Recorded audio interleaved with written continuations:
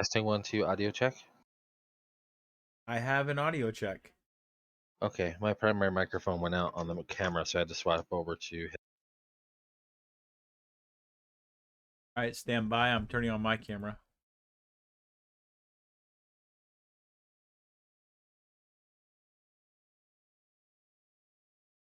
Doing this.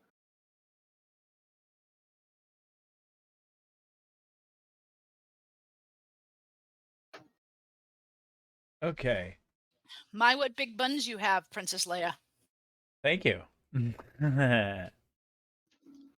All right. So, just to let everyone in the recording know where we are starting tonight, tonight's plan is we are going to be continuing a in between beats with Hodge and Ashante. This scene is picking up off of Awesome. a channel on the server. Then once this scene concludes and Duro is able to join us, we're going to go ahead and start on Cygna 6.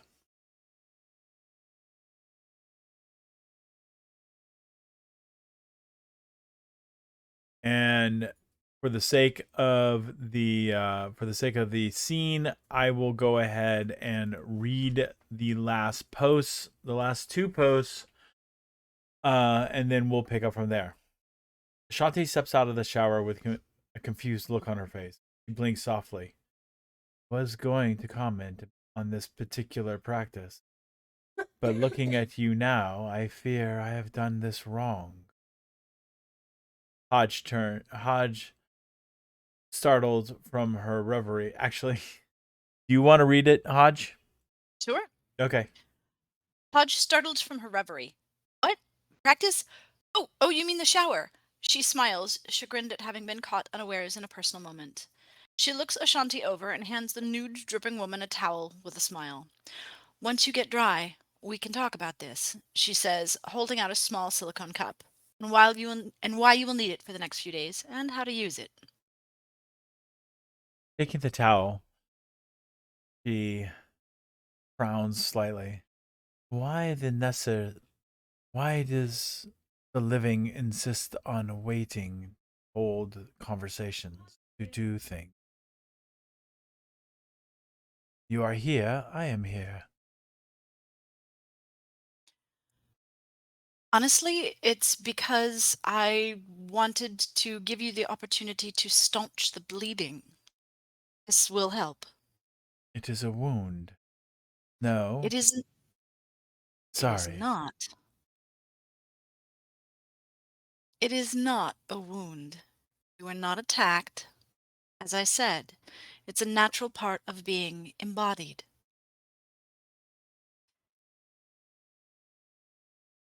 I mean, and forgive me if I'm telling you things you don't already know. Women carry babies, they get pregnant. This is what happens when you don't. So you don't bleed. I do. But yet you just said this is what happens when you don't have it. You have a child. Therefore, you don't bleed. I Hodge looks startled.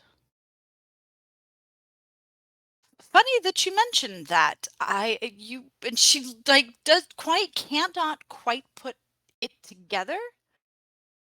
It was actually you coming to me that made me think that I hadn't. There are things that stop this particular cycle. And I should tell you that this will happen if you stay embodied. This will happen to you once a month. Hormones and preparations, the woman's body, it prepares for this always. And I I I Go thought ahead. I thought the anger was a side effect from the Queen's ship and the events that transpired. The pain I felt and the bleeding I assumed were part of the injury. No. You see, as I said, the body prepares for this always. We are awash with hormonal changes all the time. And once a month, when a woman does not get pregnant, her body needs to adjust. It means hormonal dumps into the system that cause mood swings, irritability. Some people are tired, some people crave strange foods. Um, some people get very quiet and they disappear. Bleeding, almost always. There are ways to stop it, but pregnancy being one of them, but the body sheds what it no longer needs when you don't get pregnant. I see. The changes also affect when you're with child. They were evident with you. And she smiles and puts her hands in her face. You keep saying this. How can you know if your own condition is what clued me in? Your changes, your behavior, they were slight, but there. You shifted away from eating things that you like and started eating things that were new to you. Though pancakes remain a constant, I noticed that you added other ingredients as toppings to them. The most interesting thing I noticed was how you wander the kitchen in the middle of the night, searching for something, frustrated. I didn't think anybody noticed. I I always took it notice. I took it as stress, to be really honest with you. I Everyone hurt, Arrow gone. He's in the tank, often at night. I'm alone. I'd gotten accustomed to his company, and without him I felt restless, or so I thought, but you're not wrong. And you're not wrong about the fact that I'm not leading. And I chalk that up to stress. Everything going on, the queen, but it was longer than that. Before Astra and I made our agreement, there is a slight difference in your force aura. At first, I barely noticed, but then I couldn't help but miss it. You seemed to glow. It was troubling at first, then I just accepted it as a part of your larger condition. The body knows what the mind does not. I suppose that's true, although I can't believe I missed it. Thank you for telling me. You I'll said need to see Handyman right away. you said that there is ways to prevent this. I must There. Go ahead. I must speak with Handyman to make adjustments. If you do that, and I'm not saying you shouldn't, you will prevent Astra from getting pregnant if she desires it. The condition can be reversed, but You misunderstand. A few weeks ago, I had a private conversation with Handyman. I gave him a sample from Astra. He was skeptical that it was capable of being done, but he agreed to try to create a body for it. Astra believes that being alive is above my ability to comprehend, and I challenged her to be without a body for a time. See how we both like each other's shoes. Coined the phrase. she does have cute shoes. And how do you find being embodied? Ashanti, do you find it to your liking? I find it challenging and annoying. She laughs. She actually laughs. Yeah, that sounds about on course. Do you see the wall over there? She says, pointing. Mhm. Yes, I can too. That is very difficult. But Wall has been here as long as I've been on board. What do you mean difficult? When I lacked a body, I did not need to see the wall. Seeing through the force allowed me to see things that are beyond the perception of the living. You keep phrasing it that way, Ashanti. The living. Are you not, in your own way, living? She smiles. It's a troubling smile. In fact, give me a charisma check. Womp womp. Womp womp.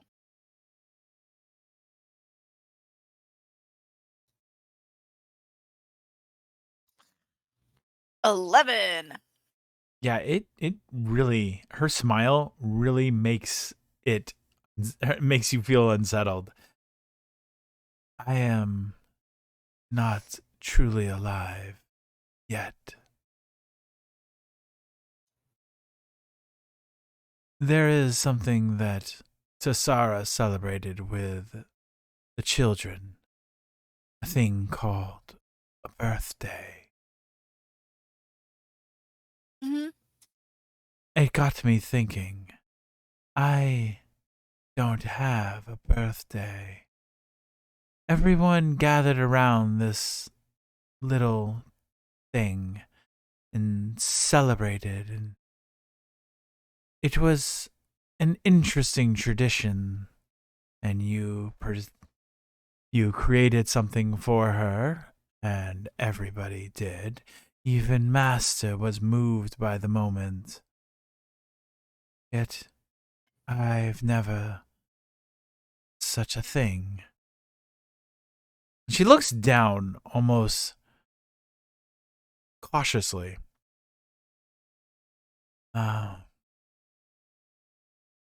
Ever since the day I realized I could die, destroyed,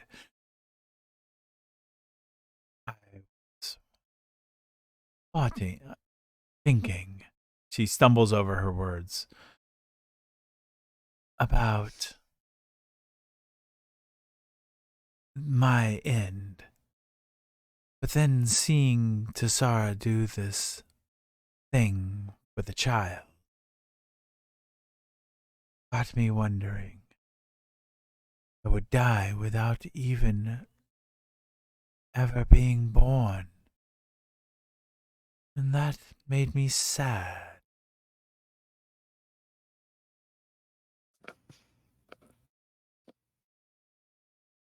I went to the library, and there is a book.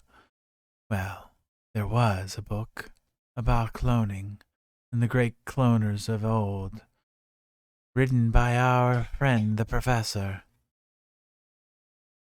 And so I did my research. I read.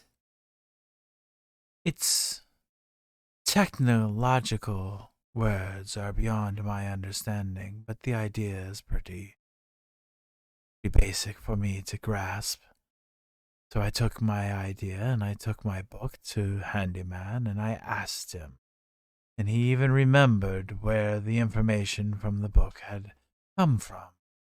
He'd been traveling with the professor for some time, apparently. Well, I very well could have a birthday. Hodge smiles, and Ashanti can see that she would love to reach out and hug her, but doesn't. Instead, reaches out and touches her upper arm, her bicep near her shoulder. And when that day comes, I will make sure that you have a cake with candles, and everyone gathers round to celebrate you. We try not to think about those days end because we know they're inevitable. I think that's why we celebrate life the way we do. Are they inevitable? The end of days? Yes. I believe they are. I know of no one who has lasted forever. I've never heard stories of them to the best of my knowledge, and I'll grant you that's limited. The years pass differently for different species, I've no doubt, for different races. But I believe they all come to an end eventually. Melora. She is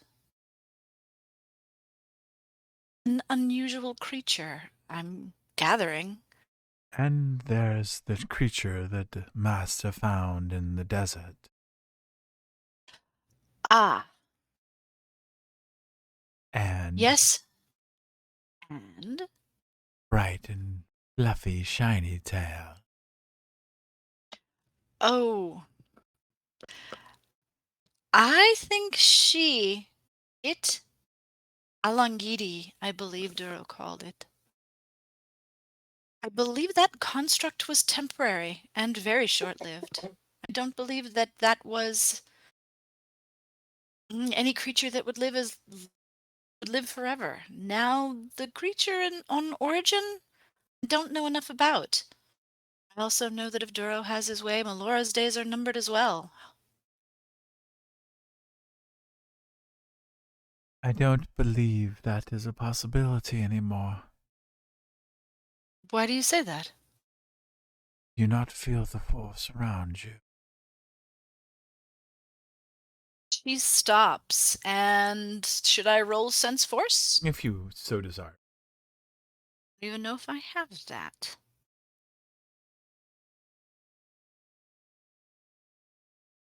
Yep. If C-Force, would that work, or do I need to roll something else? You can roll C-Force or you can roll Sense. Sense is Wisdom? Yes. Ooh, we're going for that. Those numbers are higher. 14. You can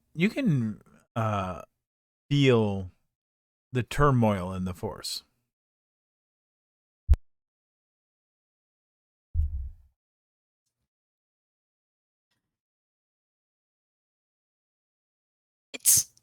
And she'll cock her head a little and close her eyes.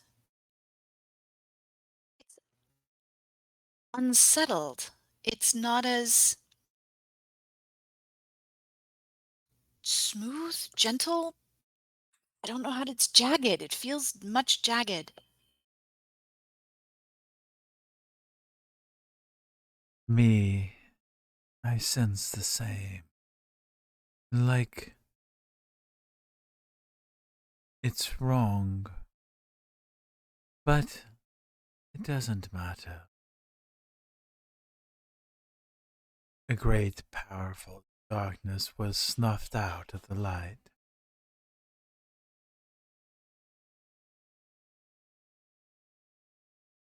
Was. Master did what Master always does. What he desires.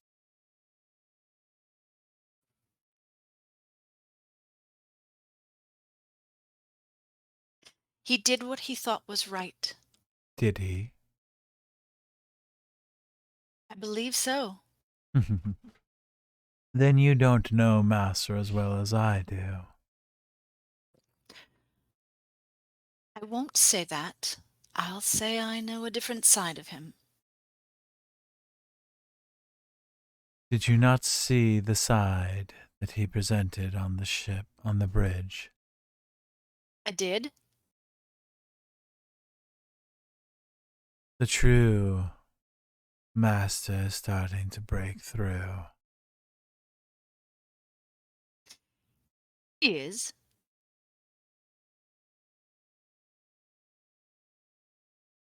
And I will support him. As will I. And what troubles you? What do you mean?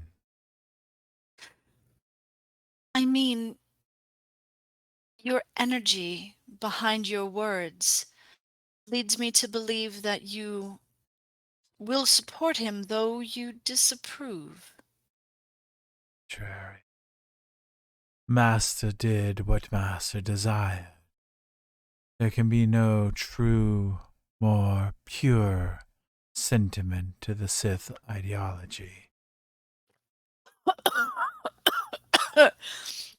He defied the Force and imposed his own will on the galaxy as a whole. I'm just gobsmacked by that pronouncement.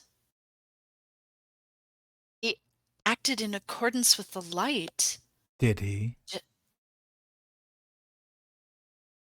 How could you say otherwise? He eradicated a great darkness. If he acted in accordance with the Force, the will of the Force, why would it react the way it did? The reason the Force is the way it is supposition on our part at best. Agreed. It is a matter of interpretation. You believe that he is a bastion of purity and light. I didn't say that. I see him as the growing darkness.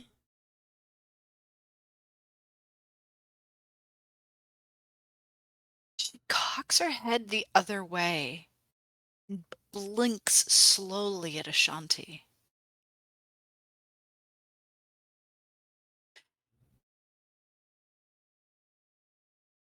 I can't believe that about him. I simply can't.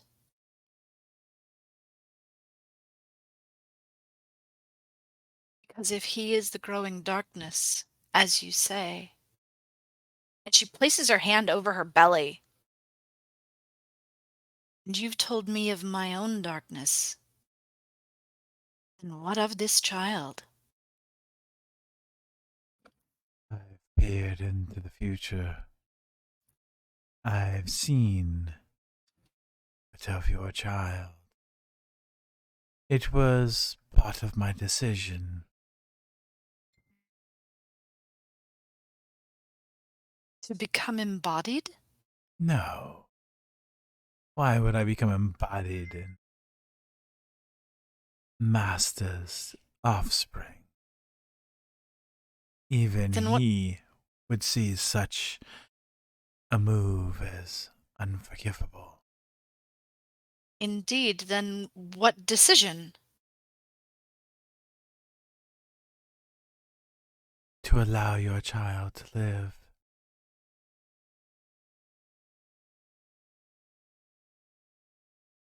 She takes a step back and puts her hands protectively, like you can see her move to take a defensive posture. What do you mean, Ashanti? The first time I noticed that you were with child, I was worried that another influence, such as the whelp, would further distract him. I was concerned. But then he snuffed out the queen. I could not have been more proud of Master in that moment.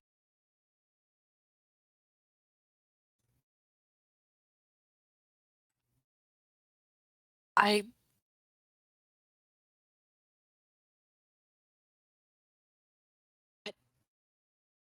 She's literally tripping over her words as she's trying to process what Ashanti is saying.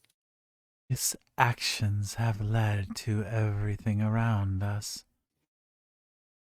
Even the whelp has slipped from her high perch of purity. What do you mean?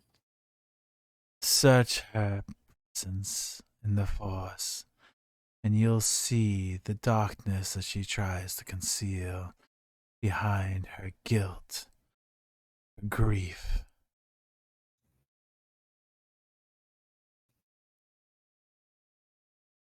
Hodge nods. And what of the rest of us? This darkness, does it permeate us all? Almost everyone on this ship is a Force user. It is here, resonating in this ship. I can feel it calling to me, beckoning me. Sith. No, not it. He is struggling. He lacks the focus to be so dark.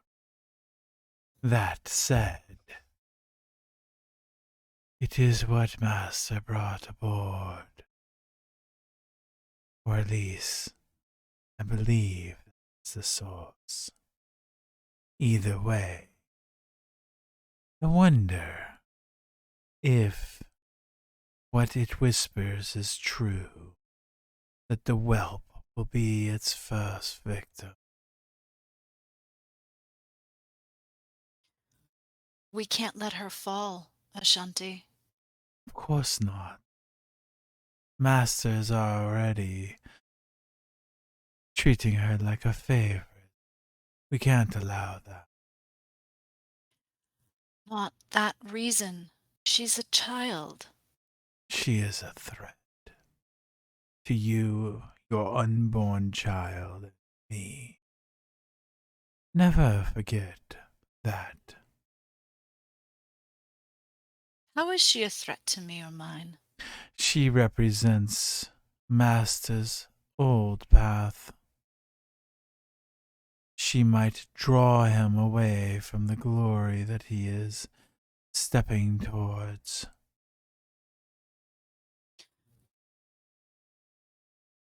I see. And what do And you you- think he'll do when he returns to that path and sees the darkness that echoes in you, which will clearly paint your child? What do you think he'll do to you? What do you think he'll do to your child? We saw what he did to the Queen, and she had a lot more to offer than you. She looks Ashanti dead in the eye. I think he knows more about me than he's telling, and he loves me anyway. Don't think he'll do anything. Love me more. As long as certain ideals don't run rampant in his mind, I believe you. So as long as the shadow of the dark tinges him, I'm safe. But if he returns too far to the light, I'm at risk to becoming next the next queen of the Sith, is what you're saying. I would be more concerned for your child.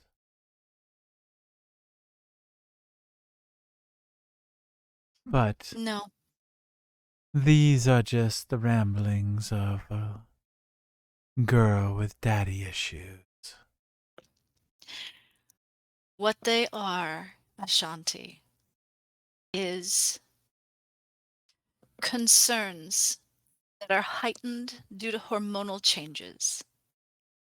I have the utmost faith in Duro, and I have the utmost faith that things will be as the Force wills them, and that the All-Father will take care of us all. Then you haven't paid attention. Everything is no longer as the Force wills it. Master's sheer force of presence has saw to that. He did what he believed was right. He He's did still doing that. He did what he wanted to do. He chose. He chose because he is strong, and he defied everything around him.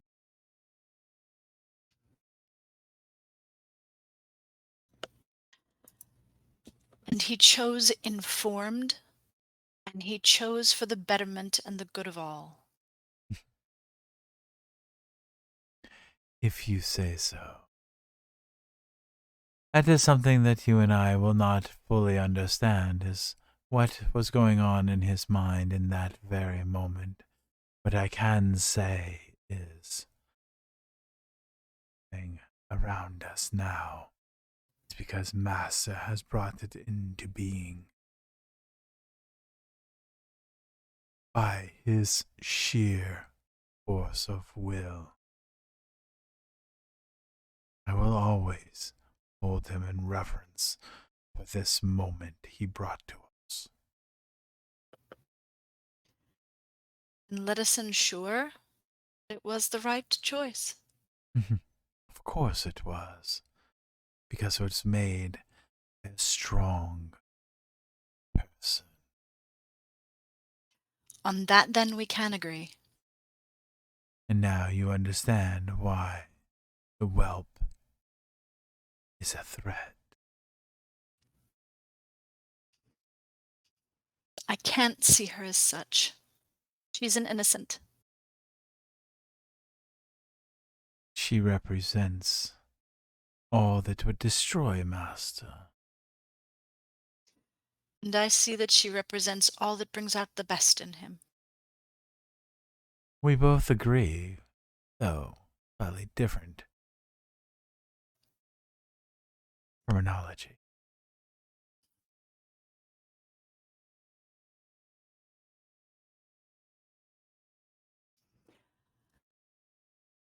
Language has its subtle nuances. The same word spoken by two people can mean completely different things. And two different words can mean the same as well. They have a favor. Ask, and if I can grant it, it's yours. For several months, I've watched you pancakes.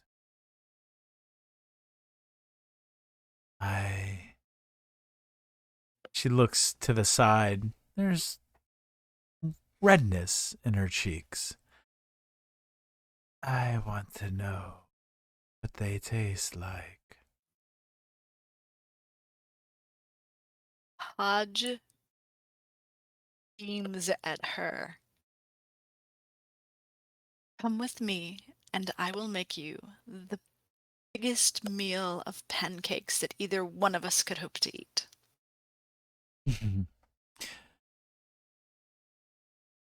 Of course.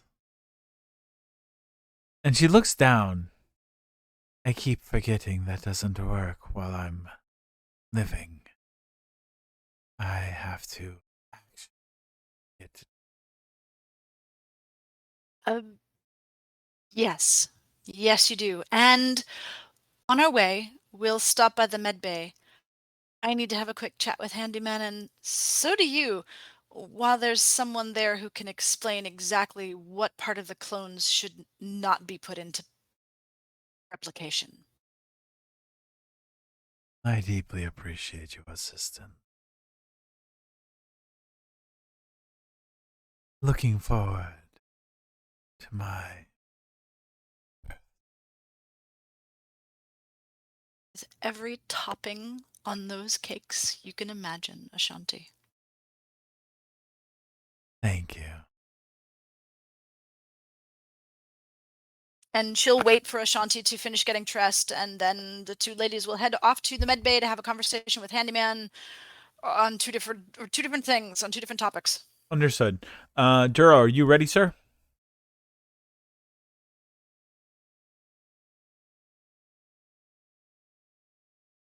Maybe not. All that talk of pancakes got him hungry again. I know, apparently. What I'll do is I'll go ahead and pause the scene. I'll let you guys go ahead and talk and reflect on the conversation.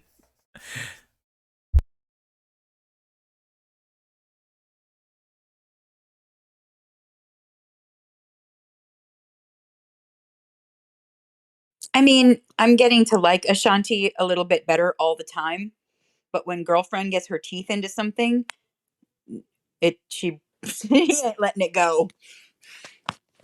She does tend to get a little circular on the subject. We never got into the nitty-gritty of like actually getting her cleaned up and dressed and all the other things. Glossing over that was fascinating. And the revelation of how far along of how far along Hodges is very interesting at all also.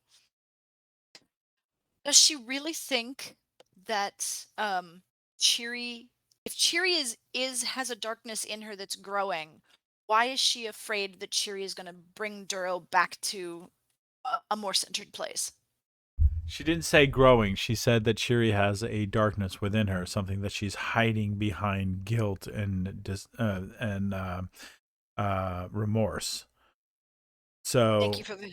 it's not that Cheery is growing in the darkness. Cheery's actively resisting getting worse. And that is what troubles her. Yeah, but Hodge is trying to actively resist getting worse, as are pretty much everyone on board. Why is she at a fixation on Cheery in this particular instance as being a threat to Duro's descent into darkness? Shit, I can answer that. Oh, It's because Ashanti is threatened by Cheery. So she is looking around and thinking that Cheery is obviously the threat to everyone and everything because Cheery's a threat to her. So she's kind of colored by her, by that. And at the same time, likely does see that there are threads of the future that could be winded out, that it would be, that she would be a threat. But she's focusing on Cheery because she sees Cheery as, a block between her and Duro. Yeah, but Tessara is a greater force of the light. Astra is a greater force of the light. They are less likely they are more likely to actively turn away, especially with Astra's holy balls, dead set, never going to happen, fall to the darkness. She's actually a greater threat, I would think.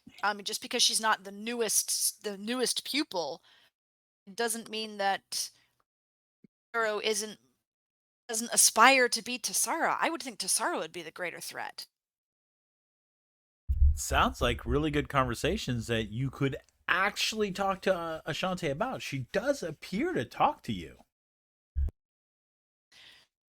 She does. She does indeed. Which is kind of awesome. And I may actually have that conversation with her at some point when we're not on our way to Signy 6 and waiting for Duro to get back from his pizza. I made homemade pizza tonight. Kitty is like over there on the bed. She looks very satisfied. Did everybody have pizza for dinner tonight? Kind of sounds like it. Yeah, I mean, it kind of sounds like it. I didn't. It's because you didn't ask. I had something different. Everybody else has pizza, and she's over here in the corner going, "The best part of waking up is not giving up." Oh, I can't say the rest. Oh dear. Okay, well, Mike, let me ask you this. Can you give us the intro to arriving over Signy 6? And wait, I mean, we're still waiting for Duro, but um I don't know if there's anything we can do to establish the plan without him. So there is a possibility for combat. I really prefer not. I really prefer not doing this without him. But if you guys, as a group, make that decision, I will respect the group's decision on that. Oh, Let me see if I can poke Charlotte. No, I don't want to like actually do anything without Duro. I was talking like, the ship comes out of hyperspace and what do we see?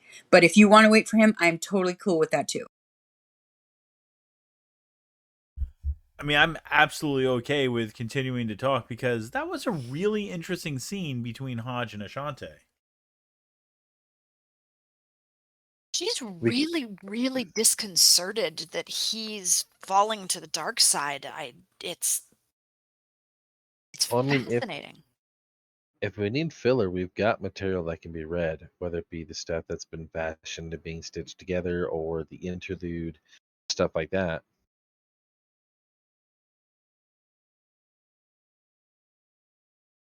Well, okay, I have a question then.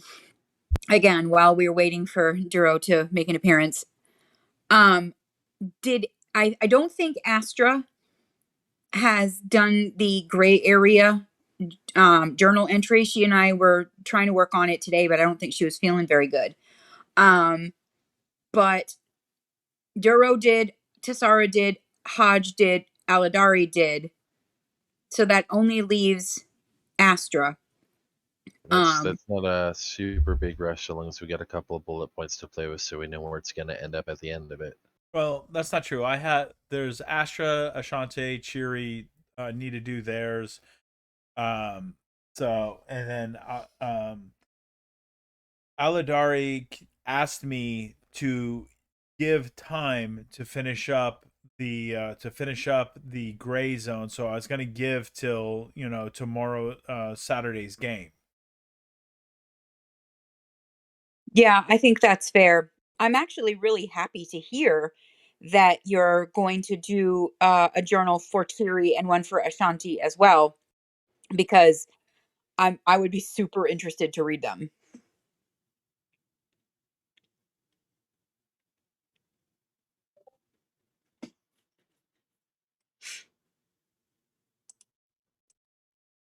So Hodge, why does it bother you that Ashante sees Duro falling?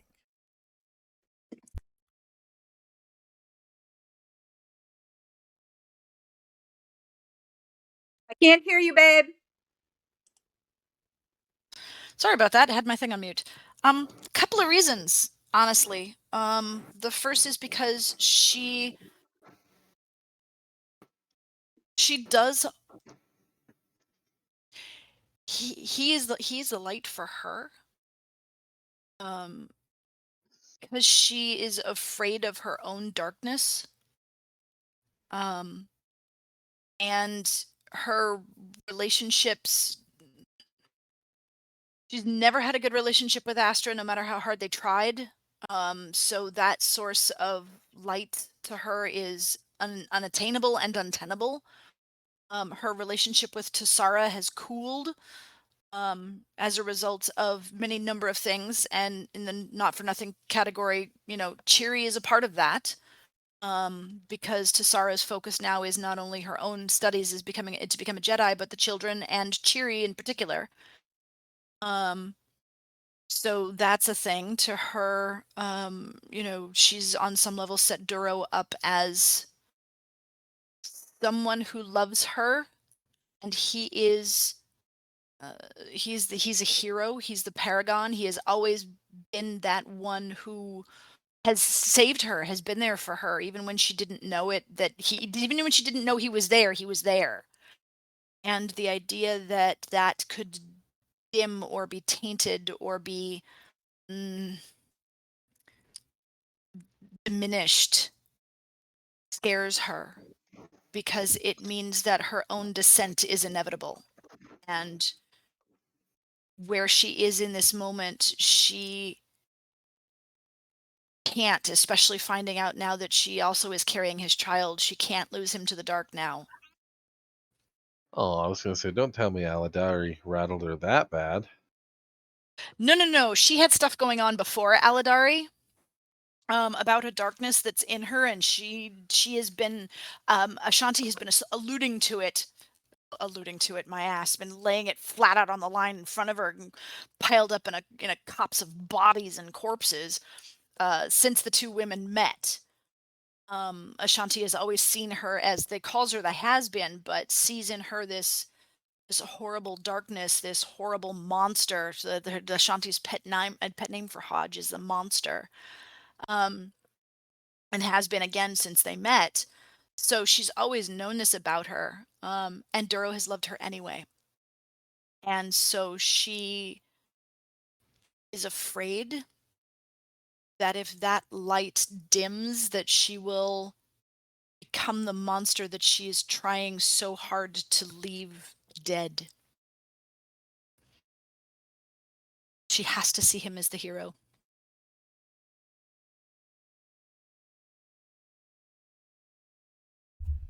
So it's not the player who's surprised or who's rattled by it, it's the character.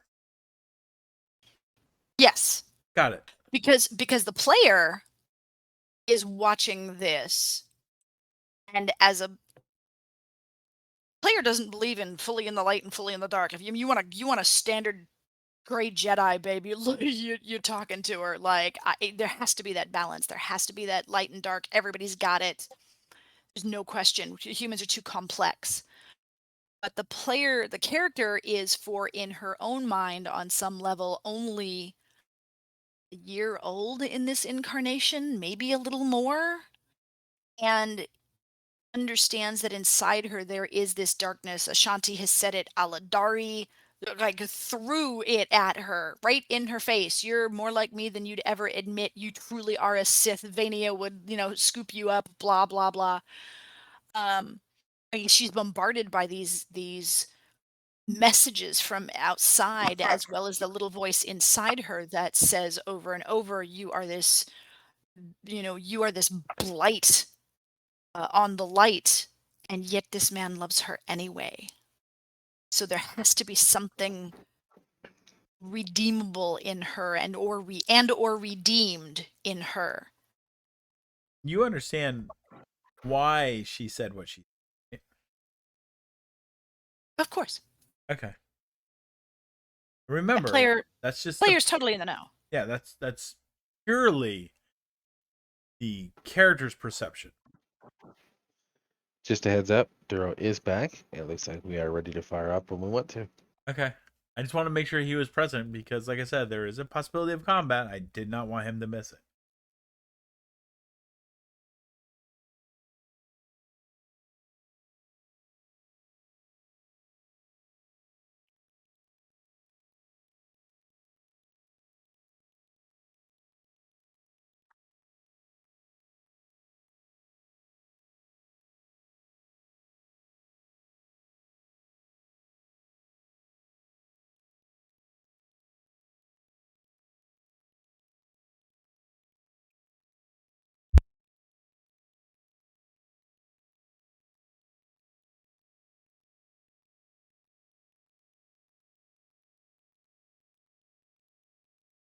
He said he had push to talk, so I don't know. But Durabud, if you can hear us, we're ready for you.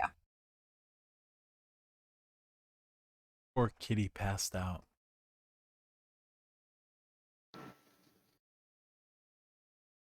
Where's that shot collar when you need it? I was gonna say, if you want to casually put your headphones on her, I'll take care of it. Oh no, dude, she's been sick all day. She's been sick all week. I'm listening. You guys can start whenever. I'm sitting here. I'm just trying to eat. Okay. So the Gungnir slips out of hyperspace at Cygna 6. It's been several weeks to reach this point. Cygnus 6 is a unusual solar system. There's a red dwarf at the heart of it. Most of the planets have kind of broken apart or broken their orbits.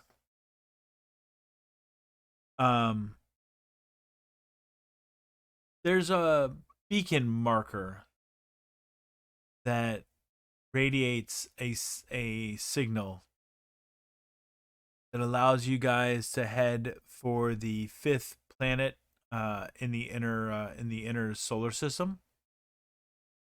Planet is kind of how do I say this?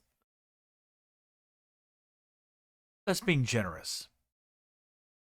The orbit consists of several thousand large chunks following what at one point in time was a whole planet. The planet or the signal takes you to that large core, and carved in that large core is a rather large complex.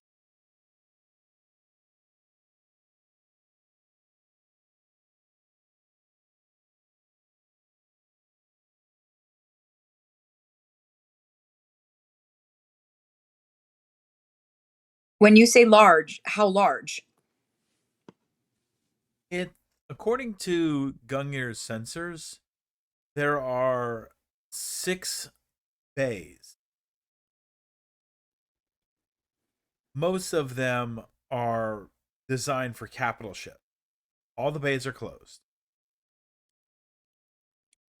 Is the sensors on the Gungnir, are they able to pick up whether or not there are any life signs?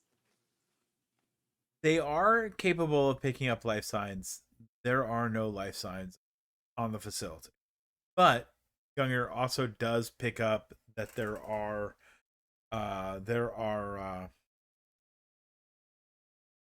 power sources, multiple power sources.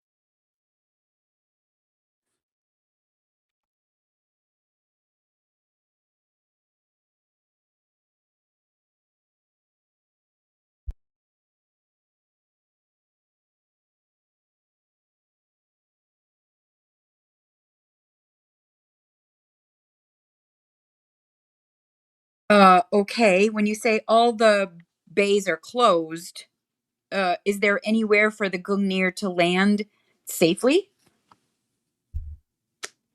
If you're gonna land in the facility, you're gonna have to open up one of the bays. Shanti came up with a plan in our last gaming session that was supposed to come into play here, where you need either Gungnir or Handyman to communicate with the server.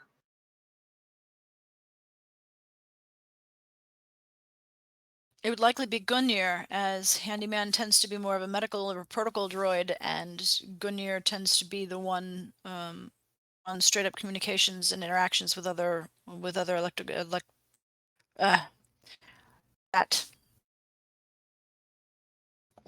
other mechanical devices.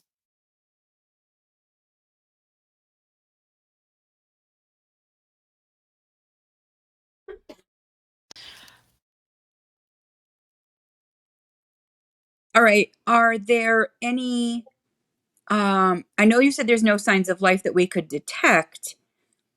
Is there any movement at all, perhaps from droids? Gungnir will respond. I am detecting multiple points on the surface where there are ships that could be considered droid fighters. Ashanti did say that we would have to hack our way in. Now, she did not say whether we needed to hack with a computer, and she looks at Gungnir, or whether we would have to hack, and she looks at the Jedi and their lightsabers, our way in. Although I assume a little bit of both is probably... No. She looks at Gungnir. Yours is probably the way in. Ashante nods. I concur.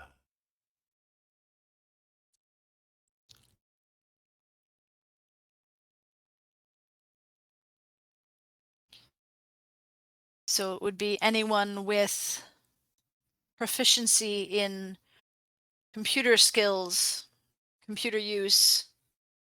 Engineer and handyman may be our way in. If they can get past the droids, then we should be able to find our way safely to port.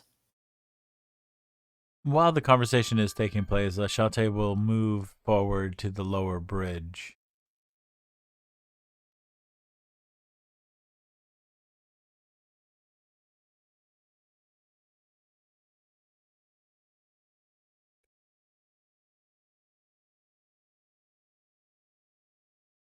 Gungnir will turn to Hodge. If you desire, I can attempt to hack.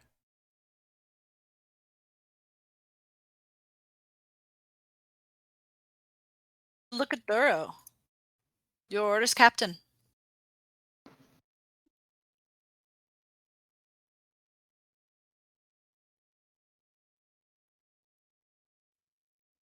Whoever has the best chance of getting us in without detection should take that lead.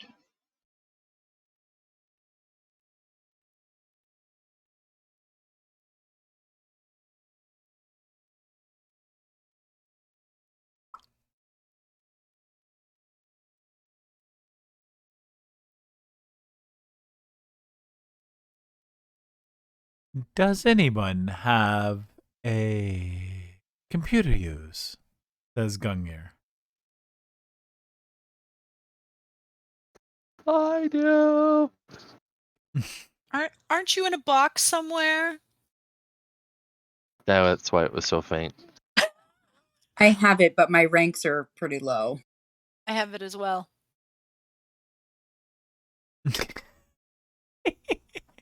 Not helpful, you people who are far away.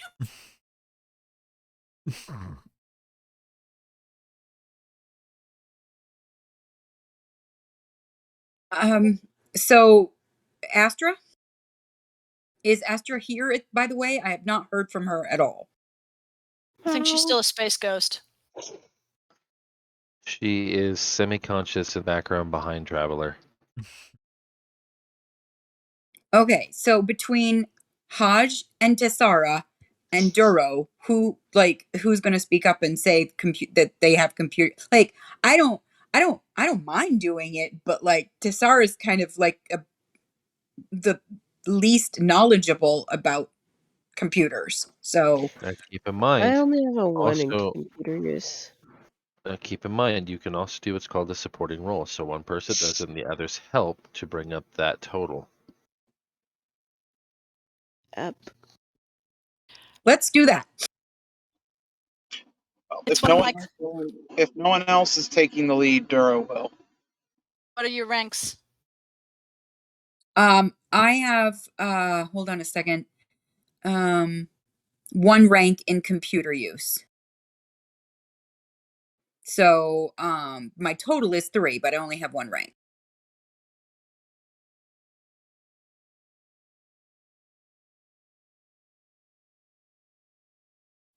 Hodge.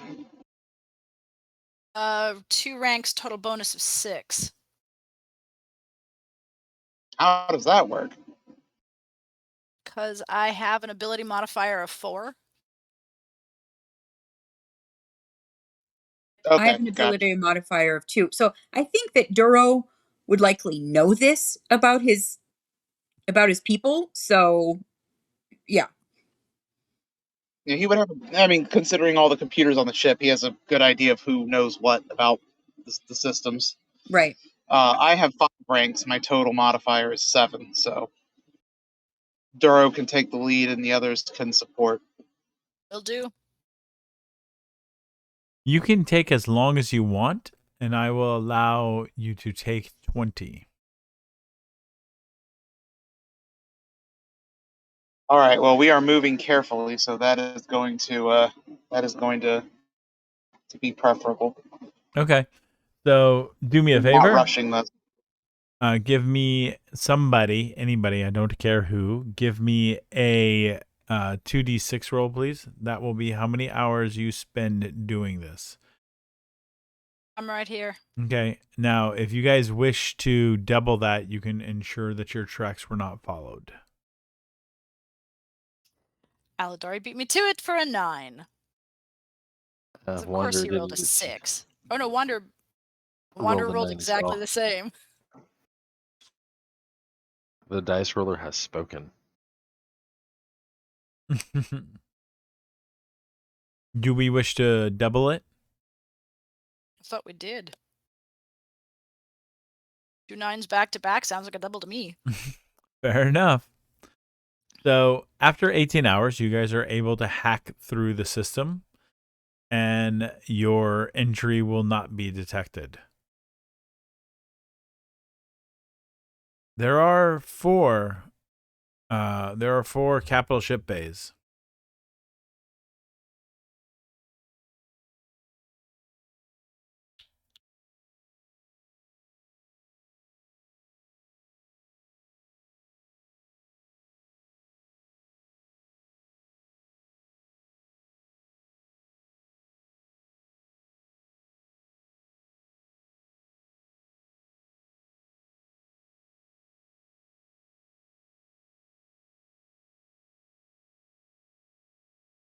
Does Duro discover that first? He's typing. While he's typing, let me see what he says first.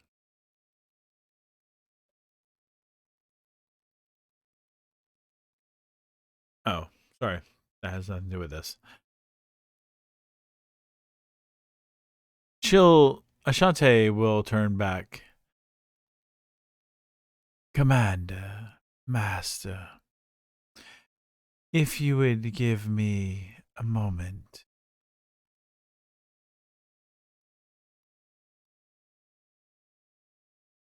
She says, summoning Hodge and Duro to the lower bridge.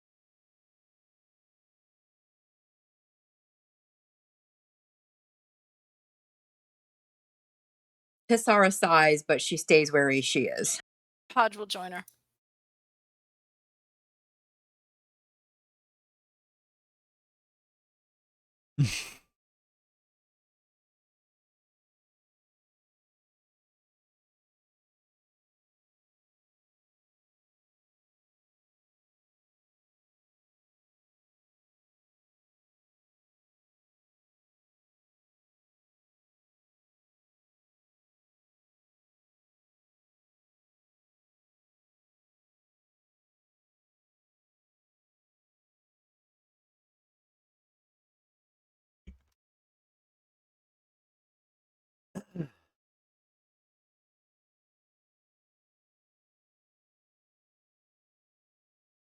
So as Hodge walks up, Ashante points to a small cargo bay. No, it's not one of the air bays.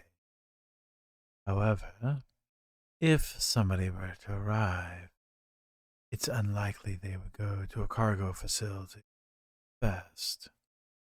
I'm sure whatever parts would be located near the unload facility. Better to stay out of sight and mind.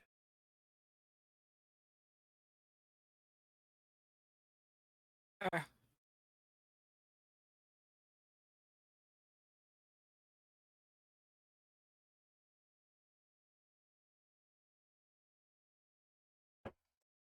Nope, she's gone. Don't even think she's out again.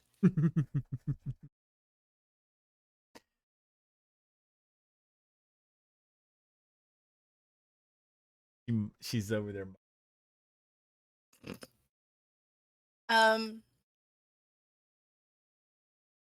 So we're staying off the radar as we're going in one of the lesser hangar bays. You have to get the orders first. And she'll look back at the captain. She's not the ranking officer on duty. Anyway, you broke up. I missed a lot of what was said. Make this ship go down the hole. Ashante suggested instead of docking in one of the repair facilities, to choose a cargo facility that is off the main complex. This way here, anyone who might happen to show up, it's a good chance that the Gungnir won't be immediately detected.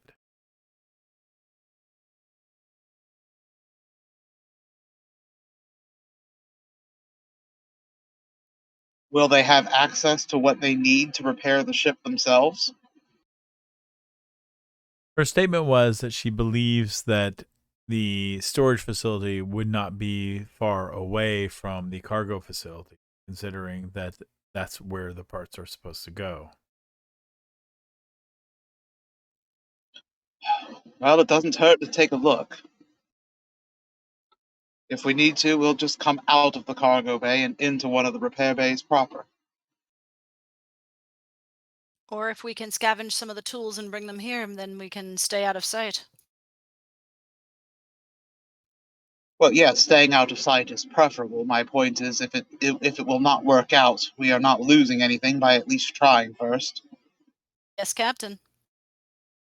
Cheery's like, aye, sir. Taking us in. Gungnir responds with opening up the doors for the cargo facility, Commander, or Captain. And the Gungnir will drift inward and land inside the facility. The lights kick on almost immediately. And a group of droids approach.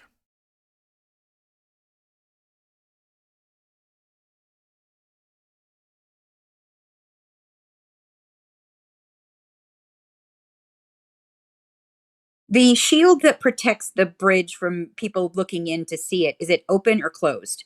It is open. Okay, so how many? Well, first of all, before I ask that, how many people that are on the bridge right now can see these droids? Everyone?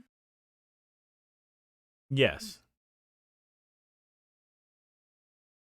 Okay, then in that case, what kind of droids are we talking?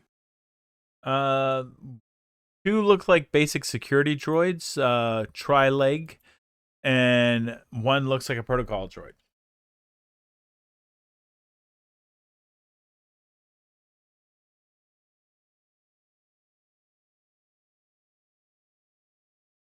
Is there like are they communicating with us at all via their communicators so that they can talk to us on the bridge, or are they just standing there? Well, currently they're walking across the walking across the deck towards the ship. So they obviously know we're here. Yeah, it's kind of hard to miss. Oh well, droids are dumb sometimes.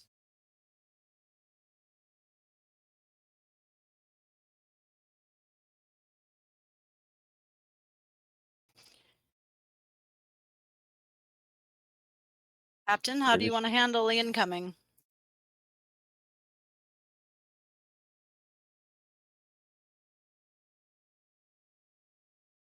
Ashante will turn and start to walk towards the back of the bridge.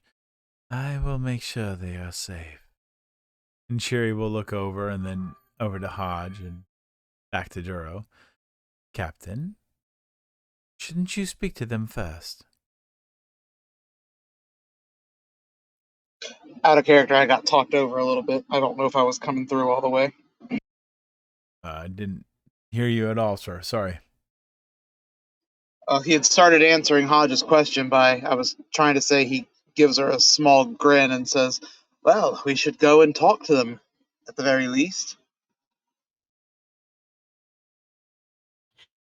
Lead the way, Captain.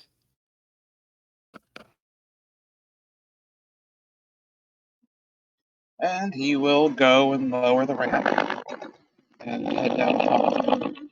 Ooh, you're breaking up.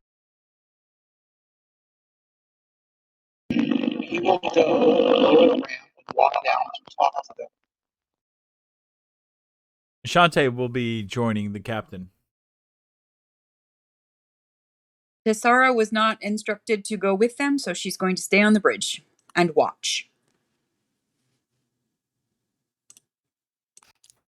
Audra will be joining the captain as per orders.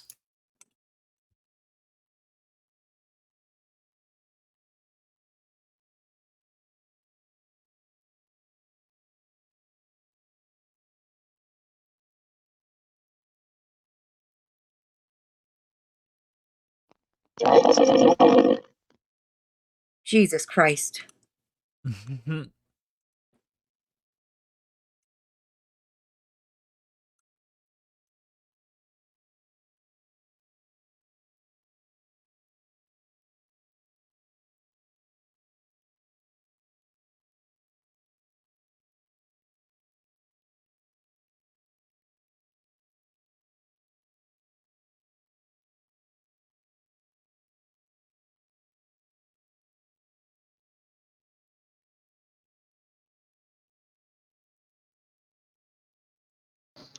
No, you're coming in more like.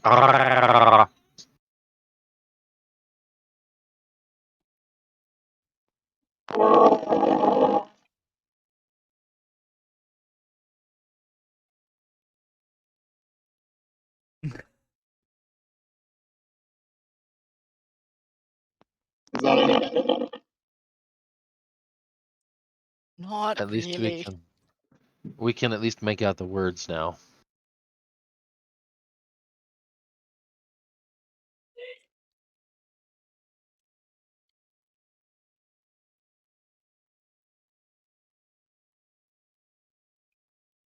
I mean, it might be easier for you to type until your voice thing catches back in. I don't know.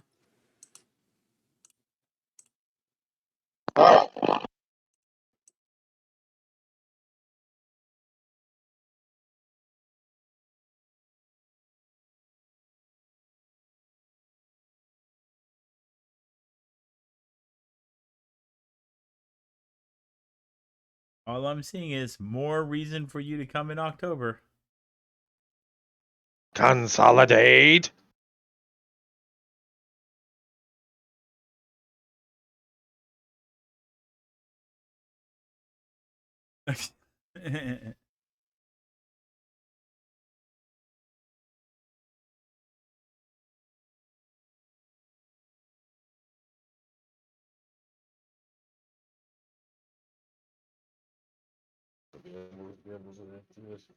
Headset dying since I'm not laying down.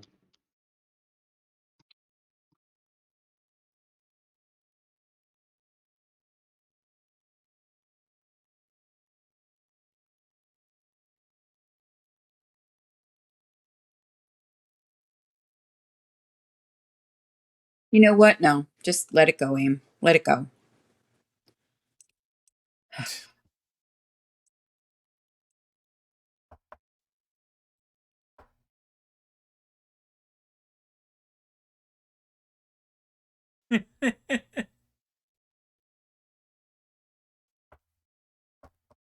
Can we fucking play, please? What do you guys want to do? I'm okay with Juro typing. That's what I thought we were waiting on. Was Yeah, Juro type? that's agreed. I think since we can't hear him, he should type at least, and then maybe later on, thing will get fixed.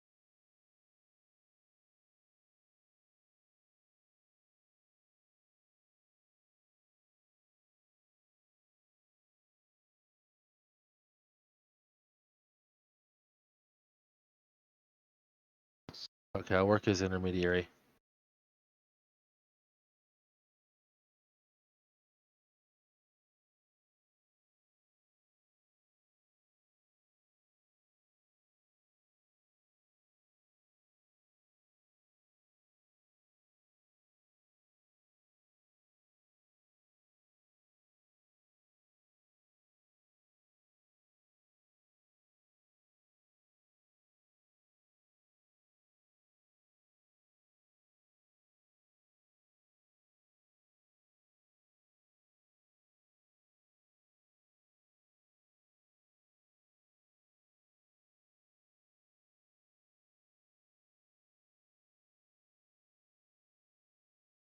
So Duro, Hodge, Ashante walks down the vehicle ramp towards the waiting droid. Welcome, sir, to Cygna 6 Complex. We were concerned about the lack of communication over the past several weeks. Is everything okay?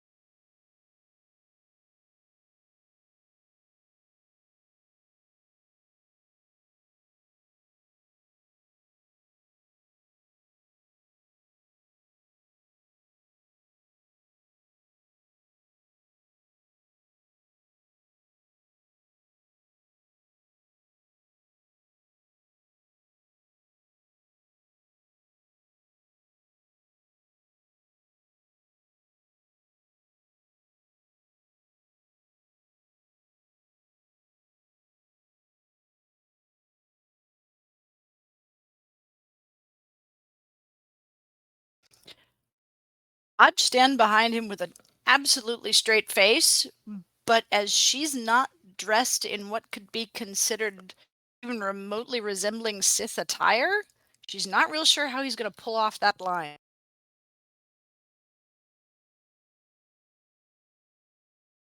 Because if memory serves, her uniform is different from the rest of the Jedi on board, whose are black.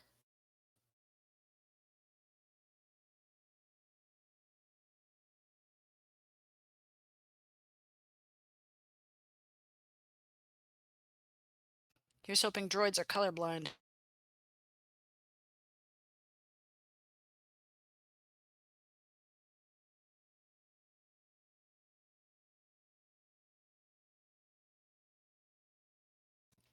Babu. All right, let's get there. Let's get our Sith on.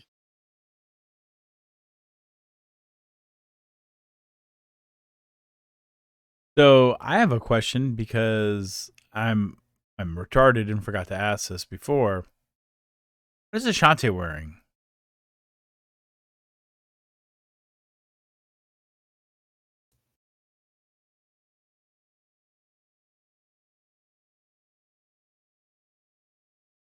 Yes, but she's not a Jedi. You specifically named the Jedi.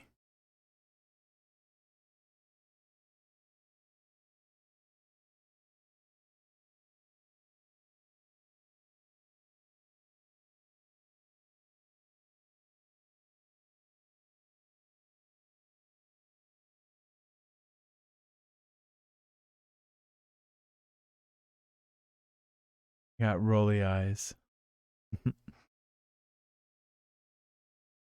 Yeah, I was kind of on that page, which she's going to be wearing Astra's uniform since she's using Astra's body.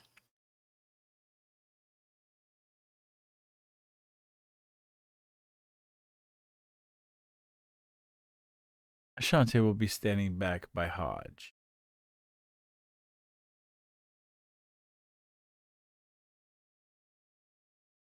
What's the response from the droids? Oh. That's odd, but still, that's fine.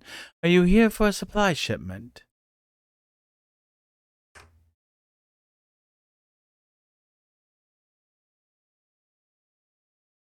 Our stores are not yet reaching a place that requires replenishment.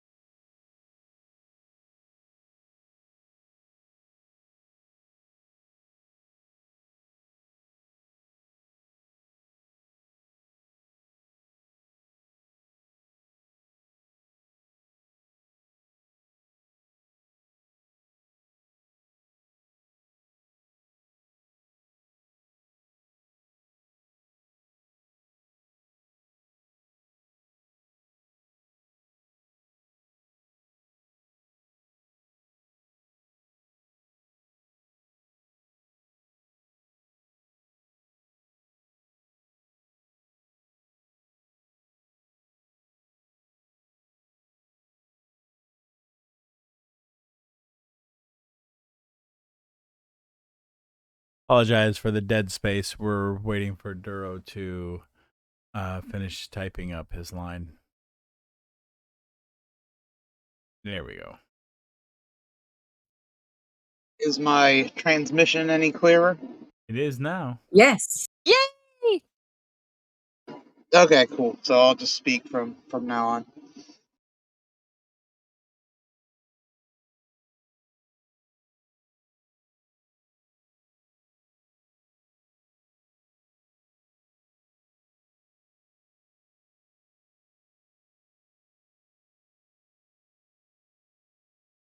As you Did you wish. see his? I did. As you wish, sir. Anything you need, you have the proper authorization codes. Feel free to make the request. Thank you. We'd like to get started right away. Based on your ship, I can see you're definitely going to need plenty. Feel free to ask. And he turns and the three droids start to walk away. I had stated before that Duro would have been doing what he could to assess the ship's damage as best he could from inside the ship and try to do a walk around on pre-lock. He at least has a preliminary idea, a prefab list that he made before landing, before the things he would need, right? He can at least make a first request immediately. Yeah, of course. And that's what he would have done before the droid walked away. He said, I haven't had time to do a complete assessment, but this is what I already know we need. As we discover more, I'll make sure to make further requests. It looks like you'll be here for quite some time then. This is quite extensive damage. We heard that the battle fleets were on the move. It was quite interesting, though we are disappointed that we were left out of the loop.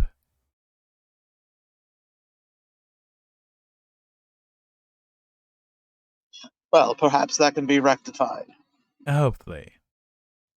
For now, I'd like to focus on the most severe of the damage.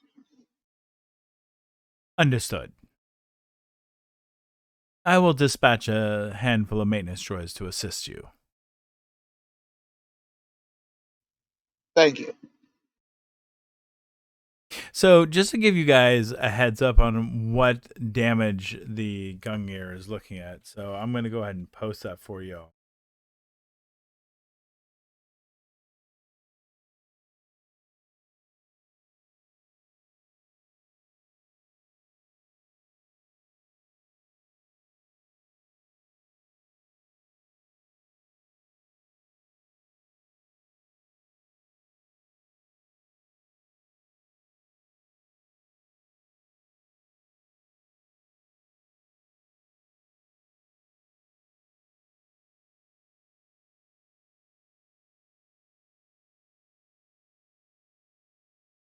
Hello, Snikiness.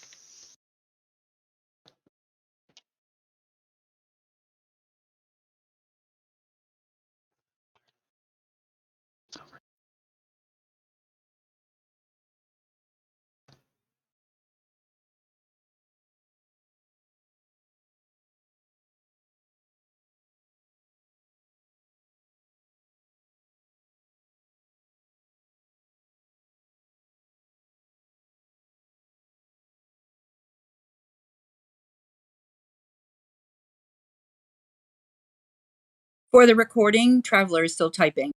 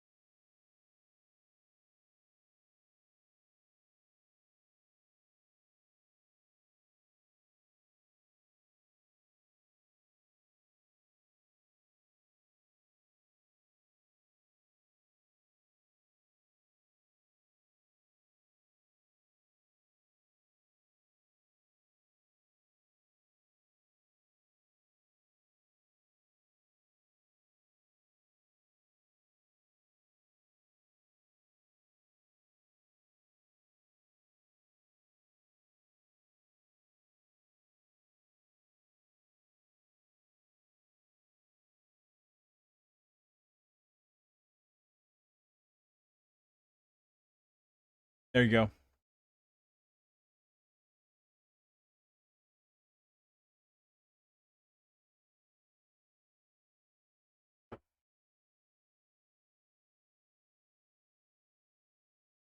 Oh, 1/3 capacity? How is it half the crew isn't freaking knocked out or sluggish? Because you're not always using the entire ship.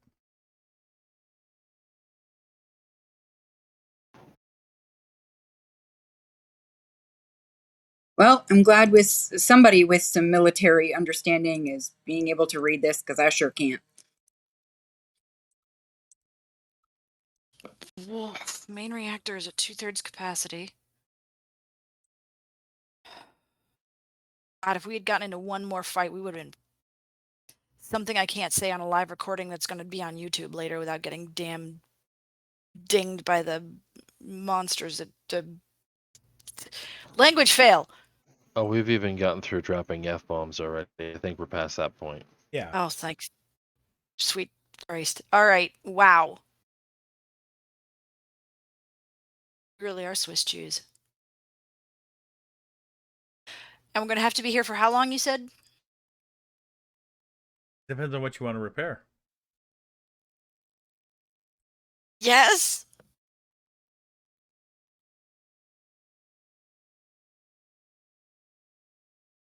While Duro is typing, I have an out of character question. I have an answer.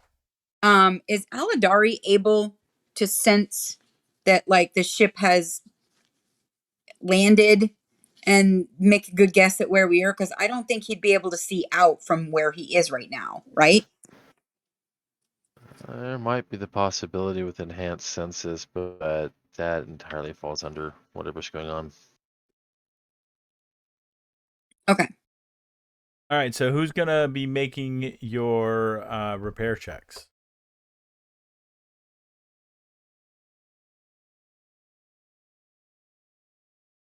Wouldn't all of us? I mean, are you all going to work on the same thing? Or are you going to split your resources? Well, what does everyone have in repair? I have 0 ranks in repair, but a total bonus of 2 because I have an ability modifier of 2. I do not believe repair can be used untrained. That's literally what I was just looking up. I'm good. I have ranks in repair with a total bonus of 5. Shuri has ranks in repair with a total modifier of 6.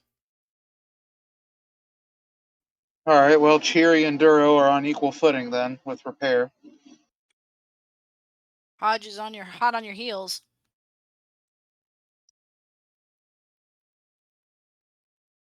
What does Aladari have out of idle curiosity? He's because it's at some point during the IB, you guys are what in the hell? At some point, you guys are gonna let him out of the med bay. I'm assuming during the IB y'all are in. Yeah, so by this point he would have been transferred from the med bay to Duro's old room, and he's in confinement there.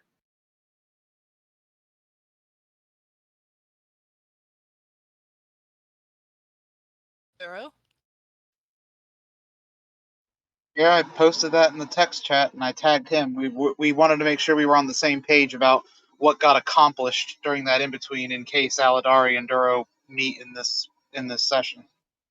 No, Yeah, totally cool so about that. I was kind of asking, do we pull him off the bench and let him prove some usefulness with repair skills?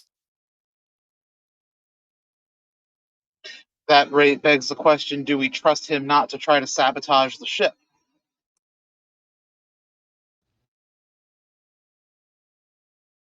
Well, How has his behavior been on the journey from Prelock to Cygni 6?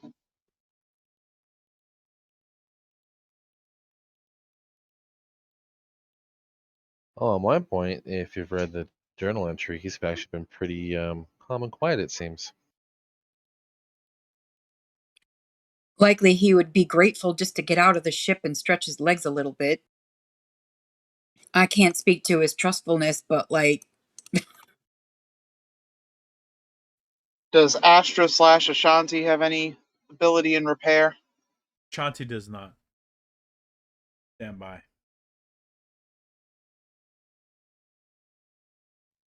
Do Ashanti and Astra not share the same stats? No. Oh, well, Aladari doesn't have repair anyway, so it doesn't matter.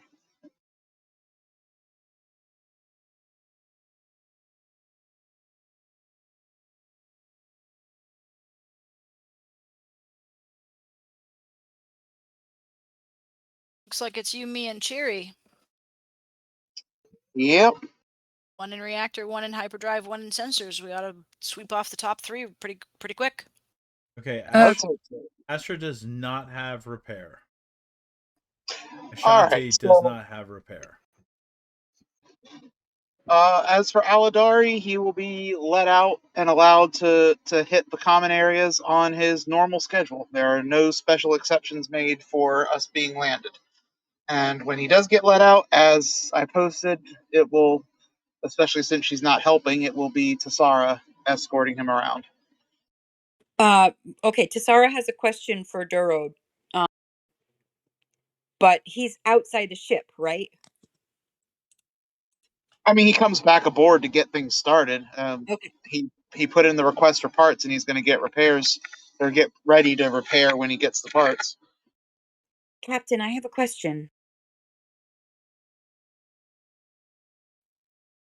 Yes, Officer Aaron. Anarin. Officer Anarin.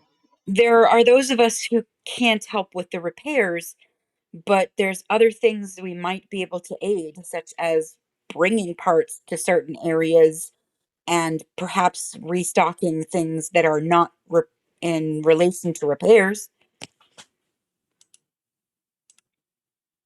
You are not incorrect. If you wish to help in that capacity, then once repairs are underway, feel free to ask the person in charge of said repairs if they would like any assistance. Will do.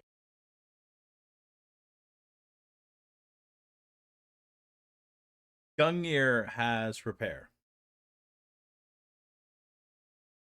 Geez, I should hope so. Yep.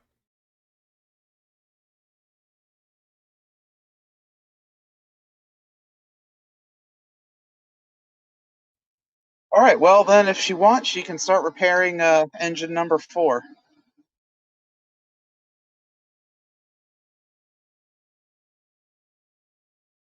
Will do.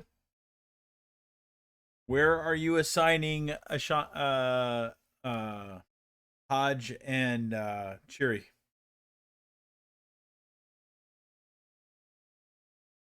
Duro will work on the main reactor, Hodge can work on the hyperdrive, and Cheery will work on the sensors.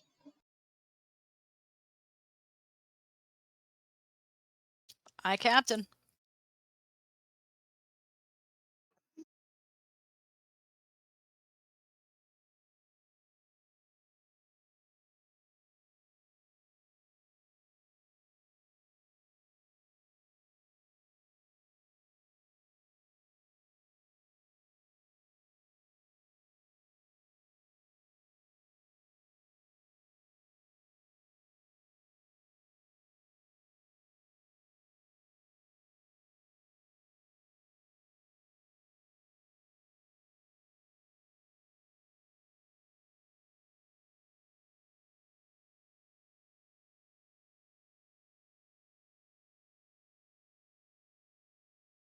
So, and Hodge, you're making a roll on what? I missed it.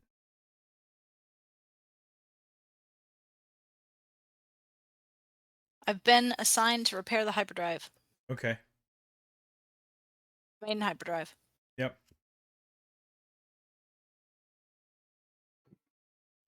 Duro's starting the night out right with a sucky roll. He got a 12 for repair. Gonna be a long night, Shara. Yeah, go grab some. I'll open it for you when I bring it back down. Bottom drawer.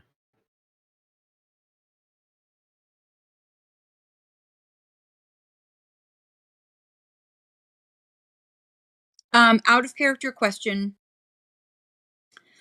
I know that the ship is being worked on, but were our supply, because when we landed on Warkinals, we were supposed to be restocked with, food and provisions and things like that. But I don't know if that got finished. So where is the Gungnir with like actual provisions? The Gungnir is yeah,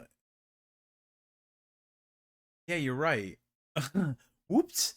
So we'll just say that you need to reprovision and kind of gloss over the fact that y'all needed to reprovision months ago. So all of the restocking that we did, I mean, I'm sure we would have been given some things before Prelock yeeted itself away from us, but not enough to go much further. So when we landed here and the droids were talking, they only really talked about repairing the ship. There was no talk about like actual provisions unless I missed it. There was no talk about actual provisions because both of us, well, we all miss it, which is fine. And I'll say this, there's a good reason why Tessara is probably heading out and looking for this, seeing how she doesn't have well, no, she's babysitting. No, I mean, the reason I say this is as Tessara, I didn't want to step in it and be like, oh, well, I'm loading provisions when I might not be able to. So if Tessara leaves, then, I mean, babysitting Aladari, she can just be like, can you come with me?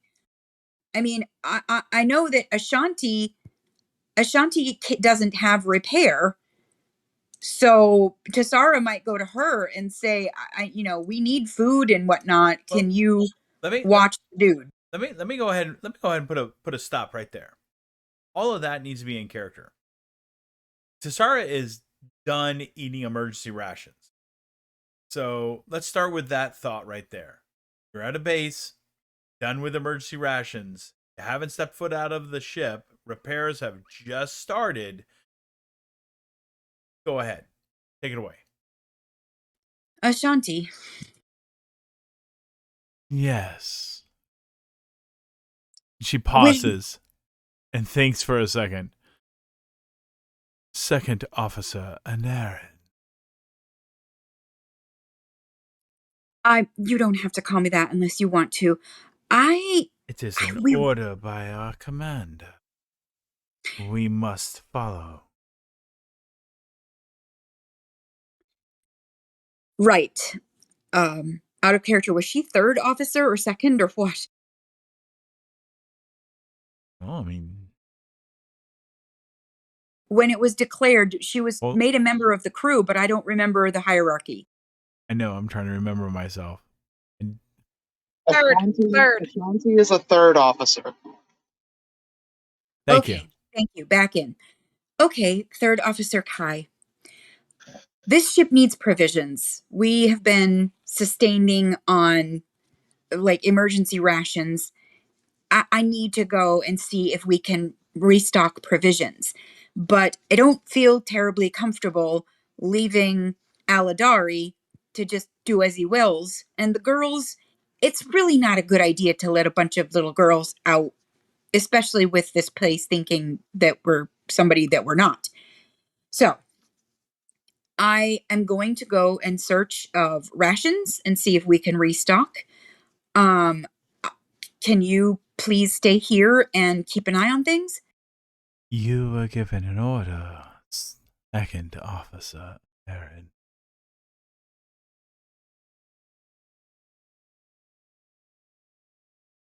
I was? Your job assigned to you by the captain is to babysit our guest. Okay, out of character, he did give her that direct order?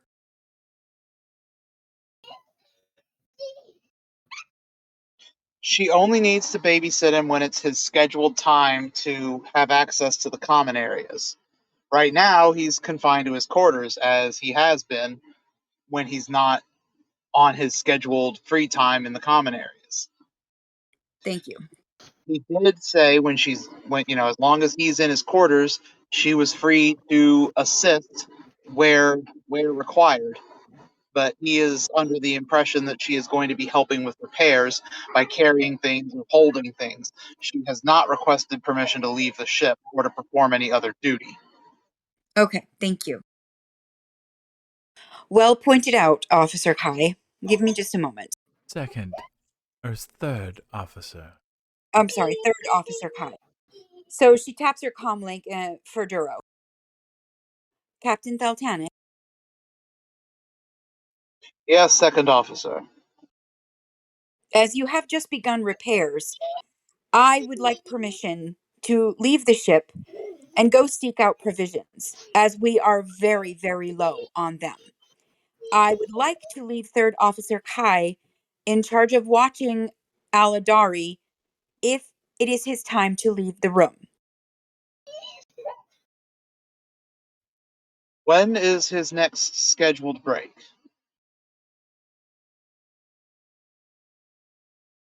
Out of character, I have no idea. You made the impression that you would be having Ashanti watch him, which means he is currently on his scheduled break. Thank you. You're welcome. Well, in that case, Tassara, he would be able to hear this because Tassara had better be in the same room with him.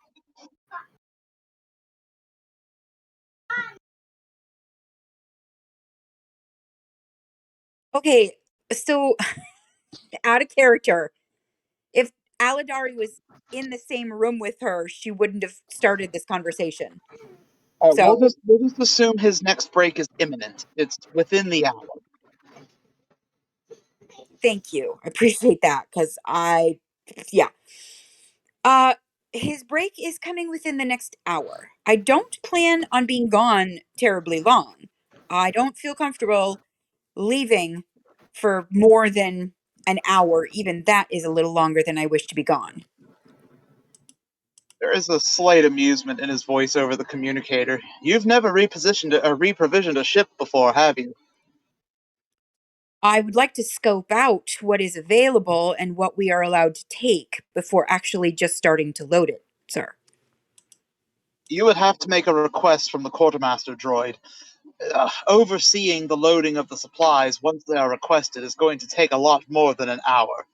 You have permission to reprovision the ship after our guest has had his next break. Aye, aye, sir. So, are you going to turn the comm link off? Yes, I assumed it turned itself off. Okay. When she tapped, there's no reason to keep it on. Okay, just want to make sure. And I was about to say that Duro cut the line as well, so he's starting repairs. So as you cut the communication, you see Ashante standing across from you with a slight smile on her face. Tassara is a little pink in the face as well. This is going to take some getting used to. Order always does.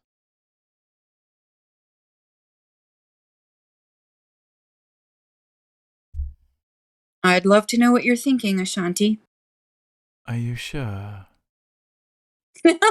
No.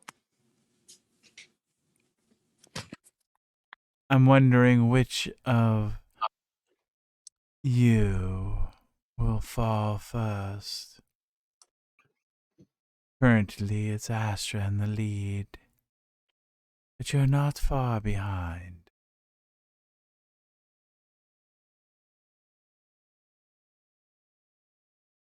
I'm curious as to what makes you think that I will fall.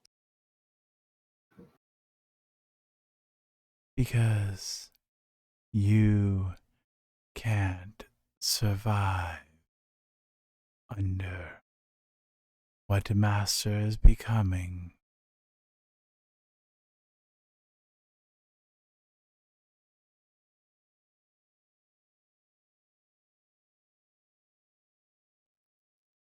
She looks honestly baffled.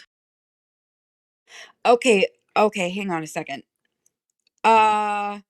You think I'm going to fall, do you mean to the dark side? No, I mean Okay. fall to a short exit out an airlock.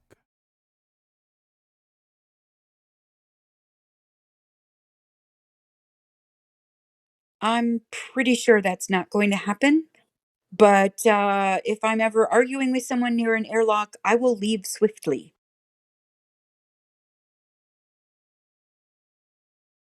I admire your confidence, even when it is so poorly placed. Do you have anything else of me, Second Officer Anarin? No. She bows with respect and turns and walks away without saying another word. But then, prior to exiting the space that you two are in, she'll stop, turn her head slightly. You did ask what I was thinking. I hope you are not disappointed. And then she'll leave.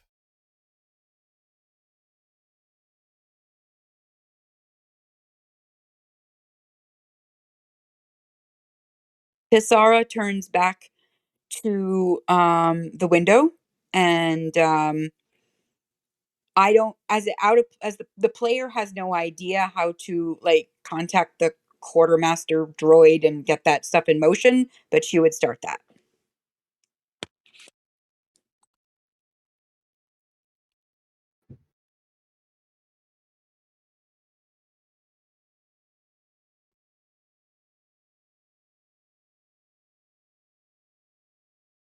I mean, you can go ask a droid.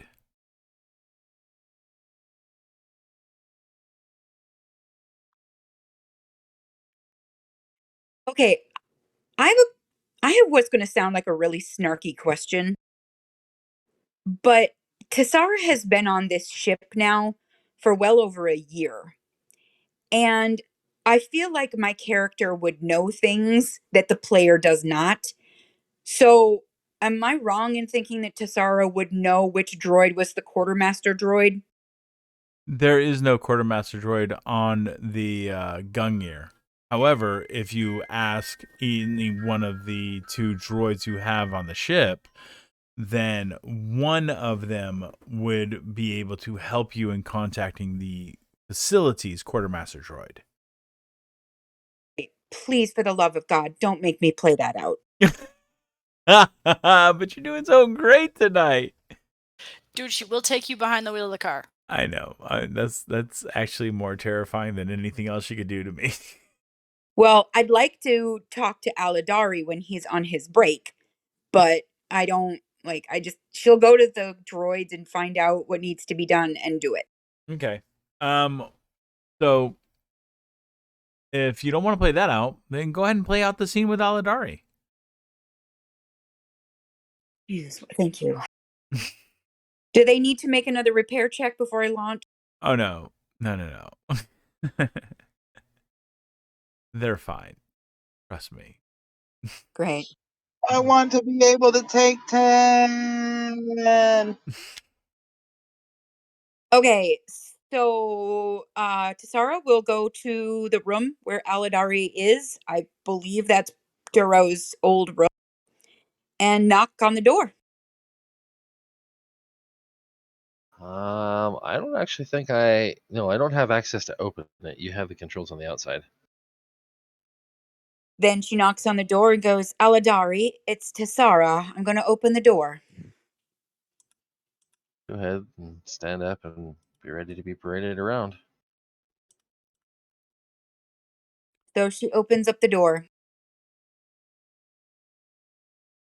As you can tell, we are landed on Cygni 6. Oh, she must be here to have me make sure nothing goes wrong. Let's go talk to the droids. She looks a little surprised. Captain Theltanis is working we're doing repairs on a ship with Hodge and Cheery. I've been instructed to arrange for your break, and then I was given permission to set in motion getting provisions for the ship. As you well know from eating beef jerky for the last couple of weeks, we desperately need provisions. So I've set that in motion. So I cannot disobey orders and go talk to the droids, Aladari. I'm Let sorry. me stop you there. Did you already talk to the droids and begin supply requests and maintenance requests? I had the droid here speak to the quartermaster droid, who is then contacting the supply droid on the base. And I know that Duro spoke to the droids here on the base when we landed to arrange to begin repairs. Are you nerfing farmers? He gives an audible sigh and literally face palms. At what point did you ever consider marking this as a black site operation? Every single thing droids do record and send off to the main fleet. Any chance you had of doing any repairs here has just been ruined.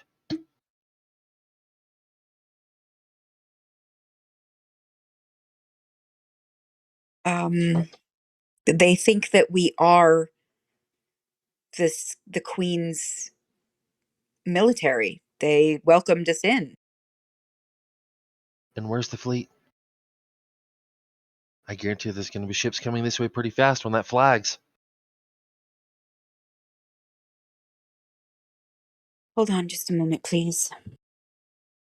She turns and walks like 2 or 3 feet down the hallway, but is facing him. She's watching him. And she taps her comlink. Captain Theltanus?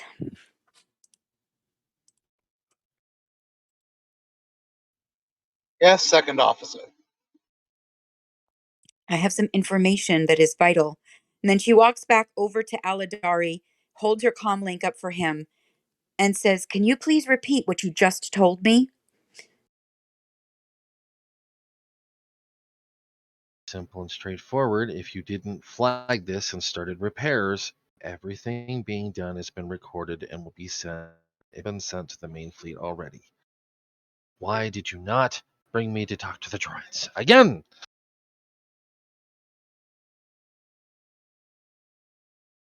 He's visibly annoyed. I was unaware that this was a part of the plan. Captain Theltanus, were you aware that Aladari had wanted to speak to the droids upon landing?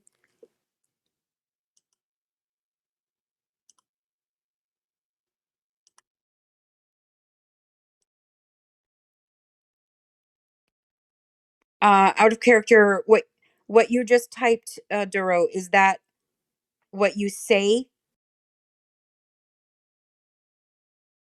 No, I was letting you and Aladari have your scene. I was trying to ask while you guys were playing. So I can explain this just to speed up things. So no alarms have been triggered. Okay. Getting in infiltration was successful as far as we can tell. The thing is this is a droid facility. Any maintenance, any repairs, any requisitions or stuff like that is going to be recorded, logged, and that information is sent to the main fleet. So essentially, while we didn't set any alarms, you did raise a flag. It's just a matter of time before someone notices it. I had actually thought of the fact that droids record everything. I had planned on having Duro wipe their memories of the encounter before they left.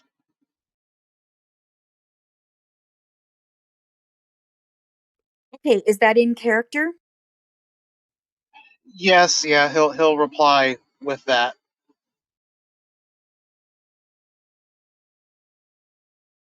We better hope the intervals are slow, or it may already be too late. Out of character, I'm just wondering if they saw any of this when they spent hours upon hours upon hours going through this system, trying to be careful. Mike's typing.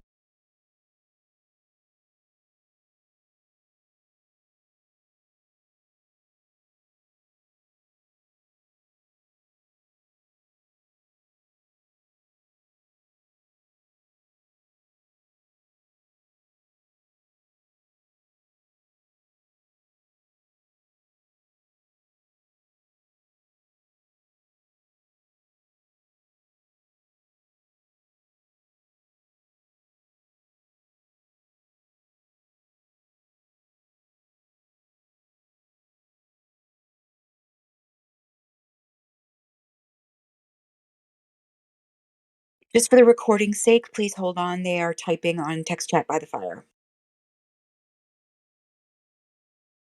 So remember what the droid said about not receiving any communications from the fleet.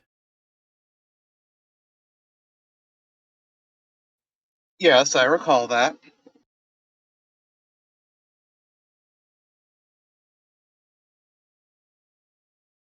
But then he said if we had to enter our access codes and we could continue on.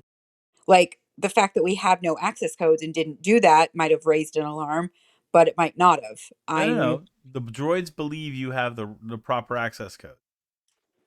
Now, any facility would send reports, and the droids are sending reports. It's just they're not receiving anything back from fleet.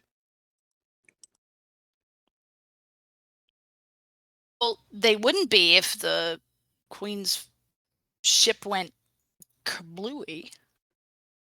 Didn't go kablooey. No, but it didn't. but she did, and she's the one giving all the orders. Any communication would have come directly from her. Well, we assume that.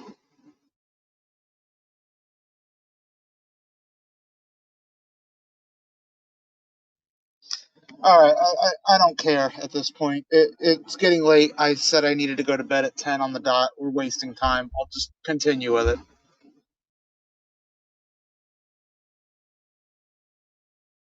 I just wanted to know if we gained any benefit from being super duper slow and careful, but apparently not.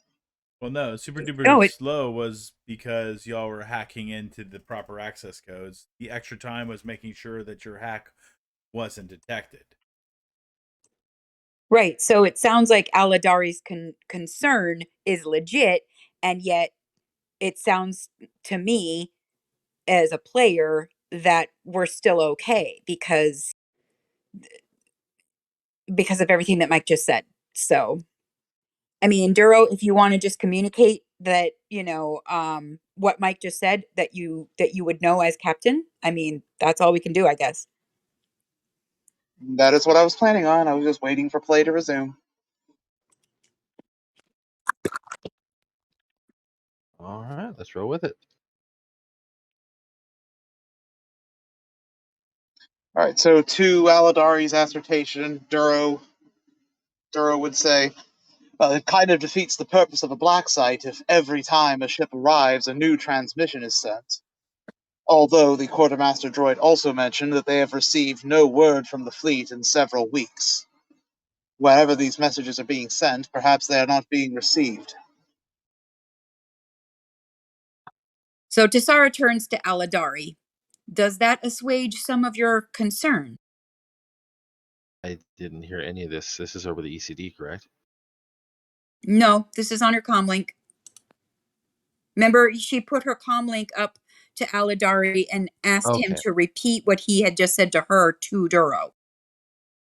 Yeah, that's my bad. So Aladari was saying, take your chances as you are. If you didn't trip any alarms getting in, that's great. But if they've sent no activity out for an extended period, and this wasn't marked as a black site operation, inventory is still going to be sent back out to the main fleet, which means suspicious activity. I wouldn't linger here very long. Well, from the looks of the repairs that we need to make, if we continue on much further, we're going to break apart in space. So we have to take a chance. Everything we do is a risk. Then I would suggest fortifying. Out of curiosity, if I had consulted you when we landed, how would you have gotten around the droid sending a report to the fleet? State that this was a black site operation and nothing was to go on the books. I see.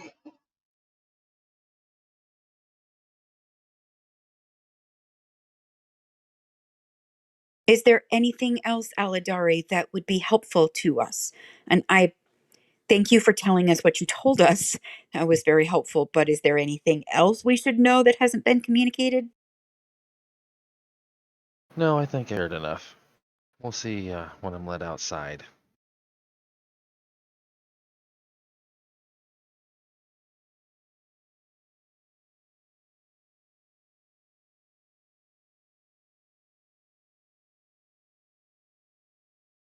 Outside might be a bit of a challenge at the moment. I certainly can let you in the areas of the ship that you were allowed to, but Captain Thalstanis has not given permission for you to leave the ship. I understand that. I've given what you need. So, Eva!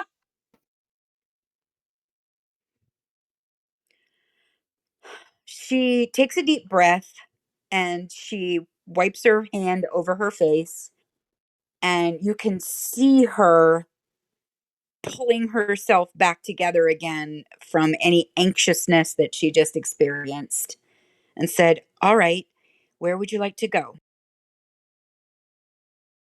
no, I think my break is forfeit. You have things you need to take care of. Otherwise, we're all gonna die.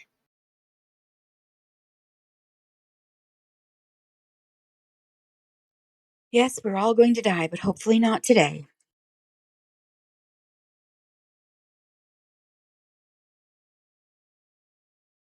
So he gets back to his bed to sit down. Give them a chance to work as fast as I can. Tassara shuts the door. Well, hold on. She is pulling the door shut and then pauses and says, "If we are attacked, I don't really want you shut in this room. I I understand that you saved their lives and you didn't have to do that. So, I am not going to lock this door behind me. If we're attacked, you should have the right to defend yourself." Fair enough. I won't betray your trust. Especially since you're the first one to give it. Thank you, Aladari. I will keep you posted. Hopefully, I'll be able to provision us up so that we're not eating dry meat. She kind of gives him an awkward smile and then leaves.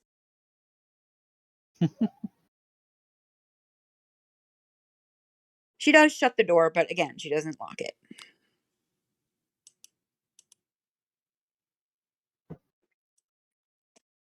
And she'll go find the quartermaster droid and do whatever needs to do to get that shit in motion.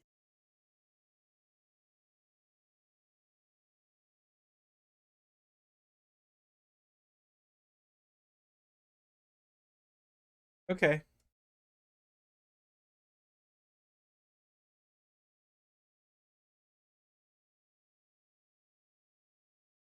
So, Duro, Yeah. where did you task Cheery? Sensors. Okay, thank you. And where are you? Main reactor. Okay. So you're working on in the main reactor. You have to power down the whole thing to conduct your work. And Cheery comes in. Master? Sorry, Captain. May I borrow a spanner?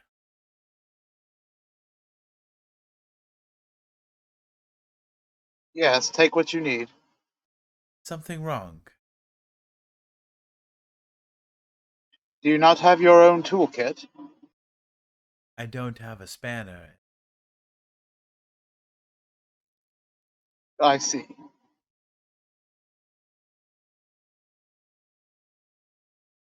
But Is there something else on your mind? you seem agitated.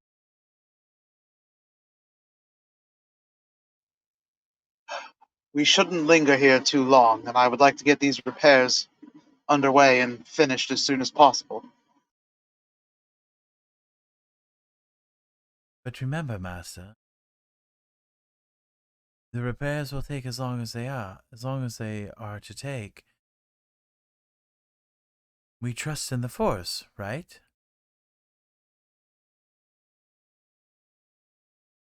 Yes, we do. Then trust that the Force will see us through, Master.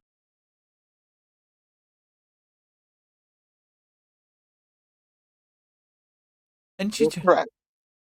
she turns to walk away and pauses, and you know, I think it's very kind of you, what you're doing for Ashante.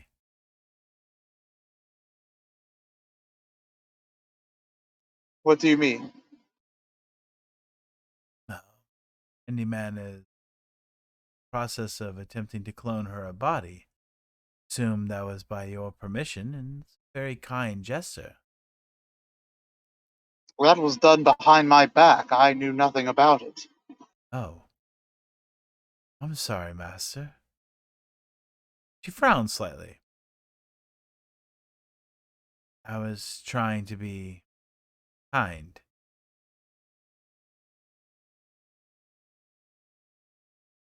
I'll return to my duties. Very well.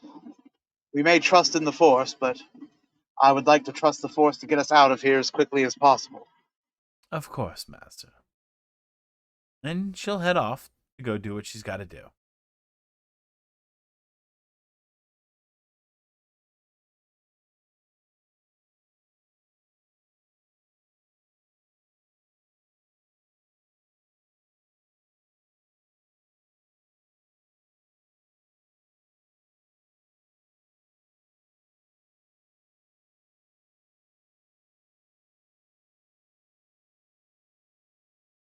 So, are there any other discussions that need to happen?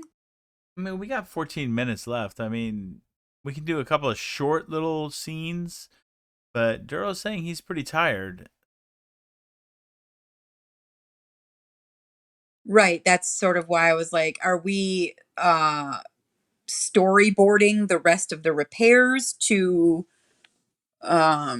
start fresh somewhere else, or Nope. We'll pick up still here on Cygna 6.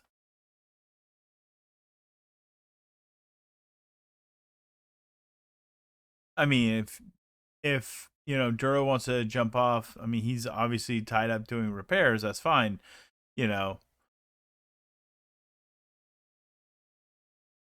I mean, how does it go with Tessara getting supplies and provisions? Oh, that's a good question. That's something we can actually role play out. Okay, tonight? Sure, why not? You Okay, could have so somebody check just the transmissions and see if they were sent already or not to cover your tracks. yep. In deference to wanderers need to sign off at 10. If we start this scene with Tessara and the provisions and stuff, I would say it's nothing that Duro is involved in, so you can go anytime you want, right?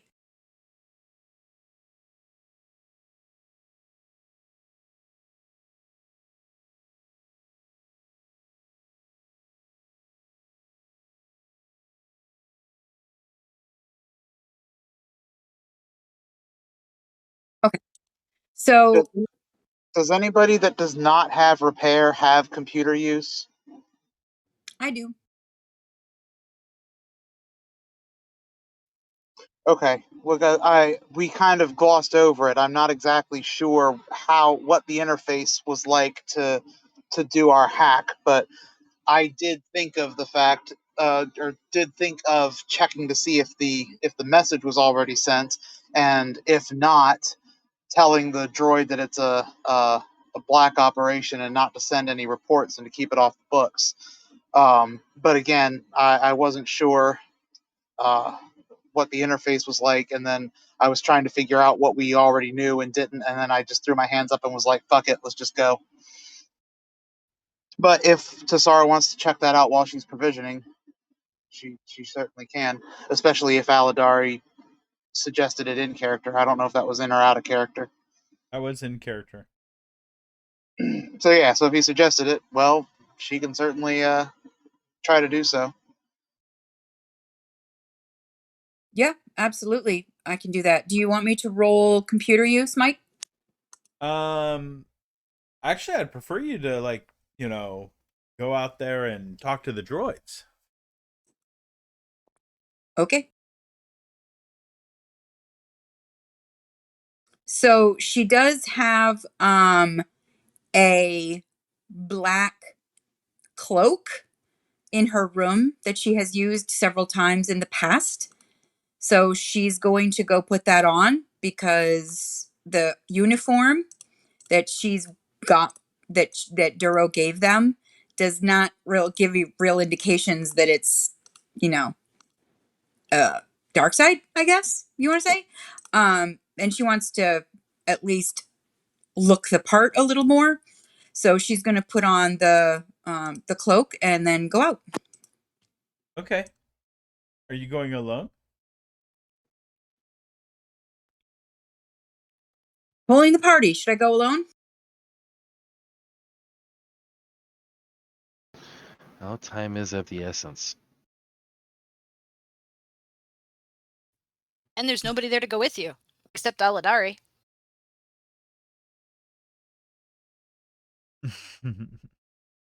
And I think Duro would be kind of upset if she No, did there's that. Ashanti. Duro pointed that out too. There is Ashanti.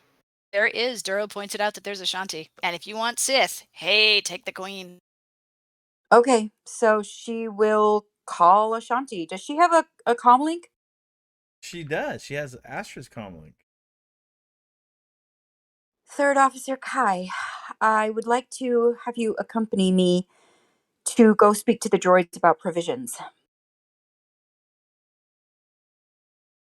Such endeavors been authorized by the captain, Second Officer Anarin. Yes, it has. Of course I will render assistance.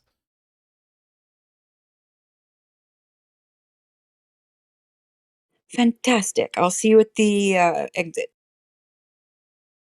I will be there most promptly.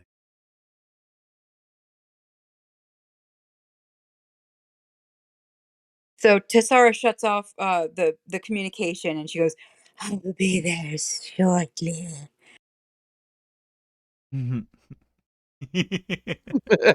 Rolls her eyes and heads for the exit. You will, after a few moments, Ashante will walk up. You see that curved red lightsaber hanging from her hip.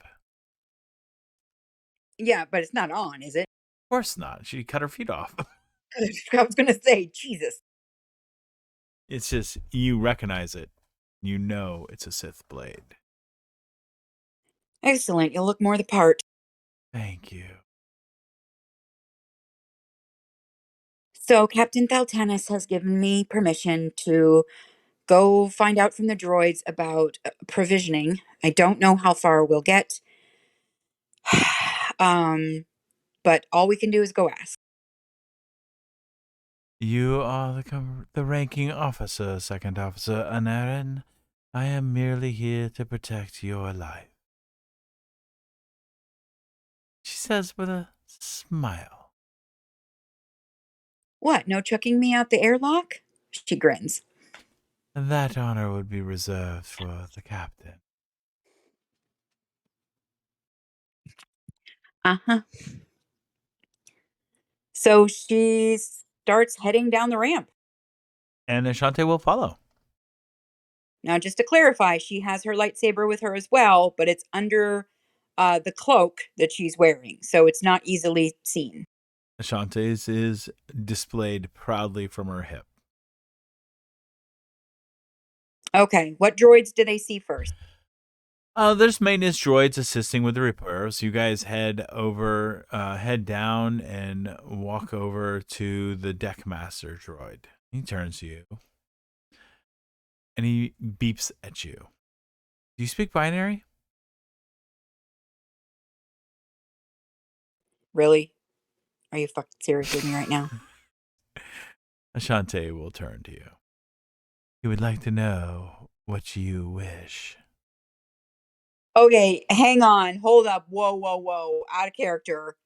If Astra didn't ever learn binary, how the hell did Ashanti learn it? I've already answered this question multiple times. I will do it one more time. The two characters do not share skill sets. They share memories, but not skill sets. So where did Ashanti learn binary? That's a What do you really think good. what do you think she and Gunyer were doing in the downtime?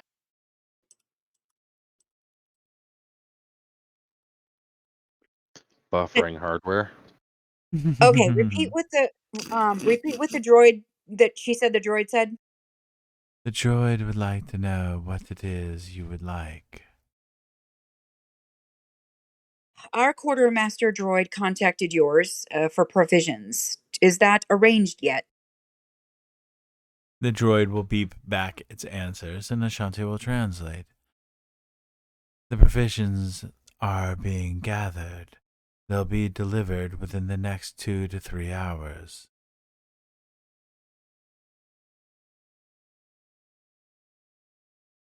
Is it possible for the droids aboard our ship to assist your droids to get that moving a little faster? The droid beeps back its answer, and Ashanti kind of scoffs a little bit. That is with our droid's assistance.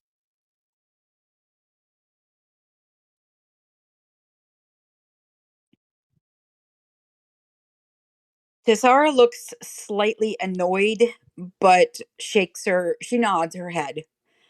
Fine. Ashanti We have will. places to be, and anything that we can do, all of us, to get it moving faster is appreciated. Ashanti will tap you on the shoulder. Second Officer Anarin, have you not noticed the damage to the ship? She turns and looks at it. Well, I'd have to be blind not to see it. Then why are you blind in your assumption that this is going to be done within a short period of time? She turns back to the droid and nods, and then kind of nods her head back towards the ship for Ashanti to follow her. Shantae stops and kind of looks around. Second Officer Anarin, wouldn't you like to see the rest of the facility? It appears quite impressive.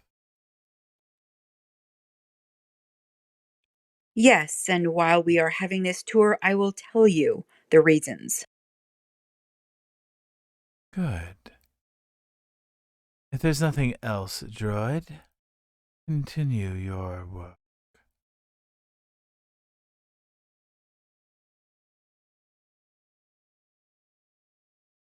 So Tassara gets, I don't know, maybe 5 or 10 feet away. Are there any droids in hearing distance? No, you guys are alone in the corridors, walking. Wow, that's the first time in my life that acting superior and annoyed has actually served me. So, Third Officer Kai, it was discovered that the steps that we took to land here, although as long and complicated as they were, might still cause ripples in that if these droids alert their base command that we are here, then they would know that it is out of the norm and that we are not one of their ships and might hasten here quickly to stop us. Hence the need for a rush. Of course they're going to report our arrival. Why wouldn't they? They will. However, they also mentioned when we arrived that they had not heard from their base. Sorry, out of character. I don't remember the word they use. I That was they hadn't. there, Second Officer Anarin. I know exactly what the droid said.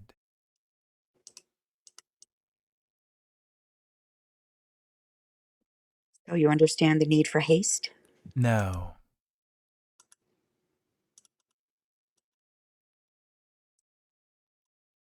There is no indication that we are going to be attacked within the hour. Therefore, there's no reason to take unnecessary risk. We do what repairs we can, exactly how the captain has given our instructions. If we walk and talk and act like we're in a rush, then we become suspicious.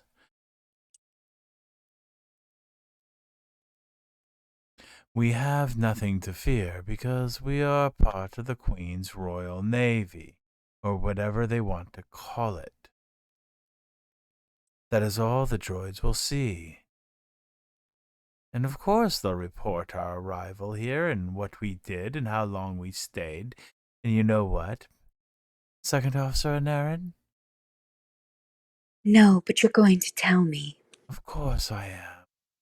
Because like so many others on the ship, you are blind. That report will pass some bean counter, who will look at the path,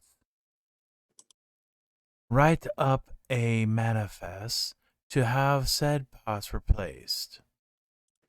Of course our visit will be reported. Why wouldn't it be reported? They're going to send reports. By the time anyone notices that our ship's registry doesn't match any registry in the ship or in the fleet, we'll be long gone. I have absolutely no idea how long it's going to take these repairs to finish, and it's definitely going to take longer than an hour. But if you feel confident that we're not in danger, I believe you. We are in danger, Second Officer Anarin. I'm just not going to let that fear control me.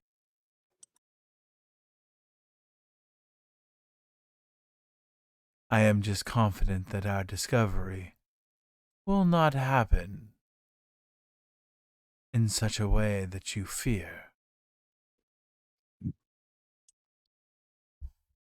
She takes a look around the facility. What does she see? It's immense. At this stage, you're walking past one of the smaller repair facilities.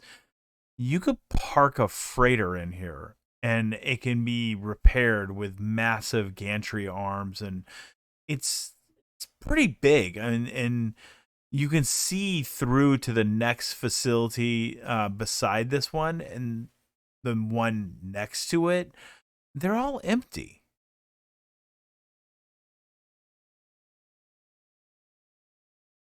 Seems odd that this place is so enormous and yet is so empty. That is an interesting observation I noticed as well when we first arrived. Also, do you see the markings on the walls? The door identifiers? Yes. That is Sith. Well, I would expect it to be. Is this not a Sith facility? It is. But the Queen's flagship did not have these markings, nor did the ships piloted by the large warriors that served her. These facilities are not the same as the Queen's Royal Guard. What does that tell you, Second Officer Anarin? It tells me that there was a divide within the Sith between those who followed the Queen and those who did not. And there was a sense of division, of unrest. I didn't see much of it being where I was, but this tells me whoever these Sith were that controlled this place did not side with the Queen. Not necessarily. However, on our trip up to the Queen's flagship, we spoke with an interesting Sith. One who reached out to you after our... Oh, sorry, that didn't happen, excuse me. Still, I got the distinct impression that not all Sith enjoyed living under her rule. Wonder if this is what Master sensed when he chose to shatter the Force.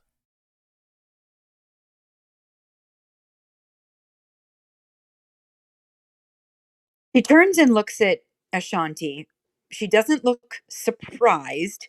She just looks curious. The death of the Queen shattered the Force.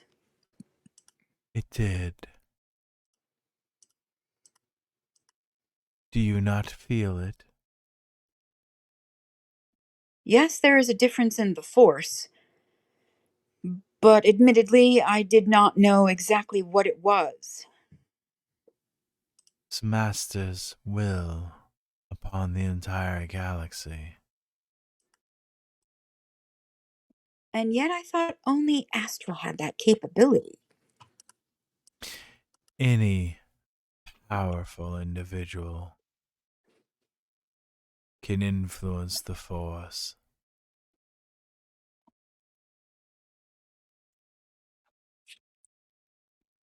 Well, then it makes me wonder, why did they abandon this?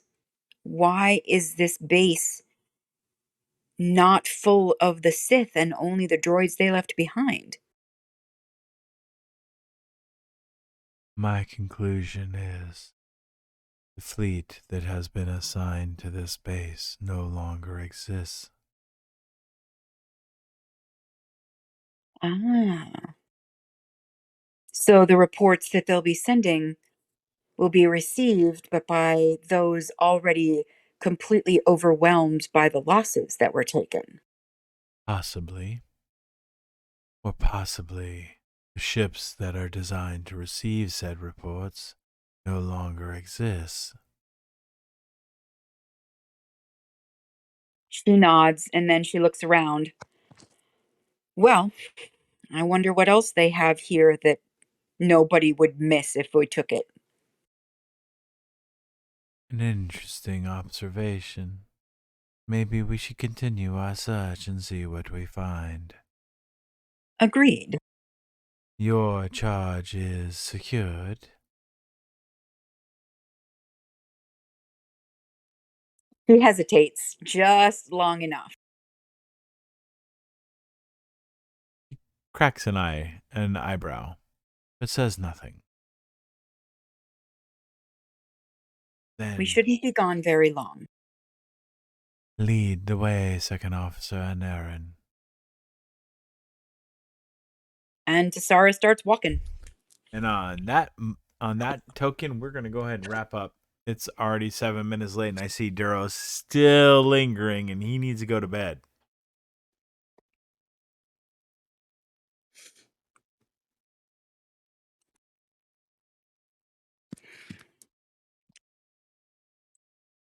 You know, it was so hard not to reply to Ashanti in the same way she was speaking to Tassara. So hard. So fucking hard. To be like, I don't know. Do you think so? Look, I'm trying to give her an interesting voice Oh, no. and tone. It's not that. It's just that Tassara's like, ugh. So how long will these repairs take, assuming that nobody's coming for them? Well, it depends on their dice rolls. Okay, do you want them to make dice rolls again? No, I mean they gotta wait for the first. They gotta wait for the first dice rolls to conclude. And when will that be? So what I've read so far, complex components such as starship parts takes hours to days. So I'm going to have to do some more digging before I can come up with a hard answer on that one there. So for now, I will go with more than 2, possibly days. Okay. Is Tassara successful in reprovisioning the ship completely? No, because the arc is still continuing. Slow down. That's why I wanted to ask is, are we going to continue this in an IB? Possibly. Or Saturday night? Possibly. Depends on what you guys do.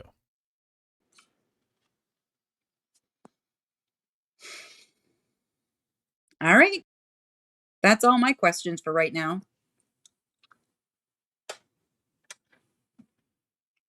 Poor kitty is still sleeping on the bed.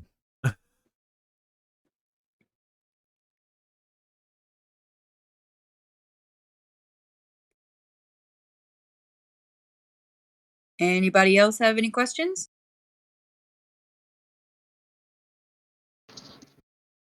Oh, I think Hodge is falling asleep on us.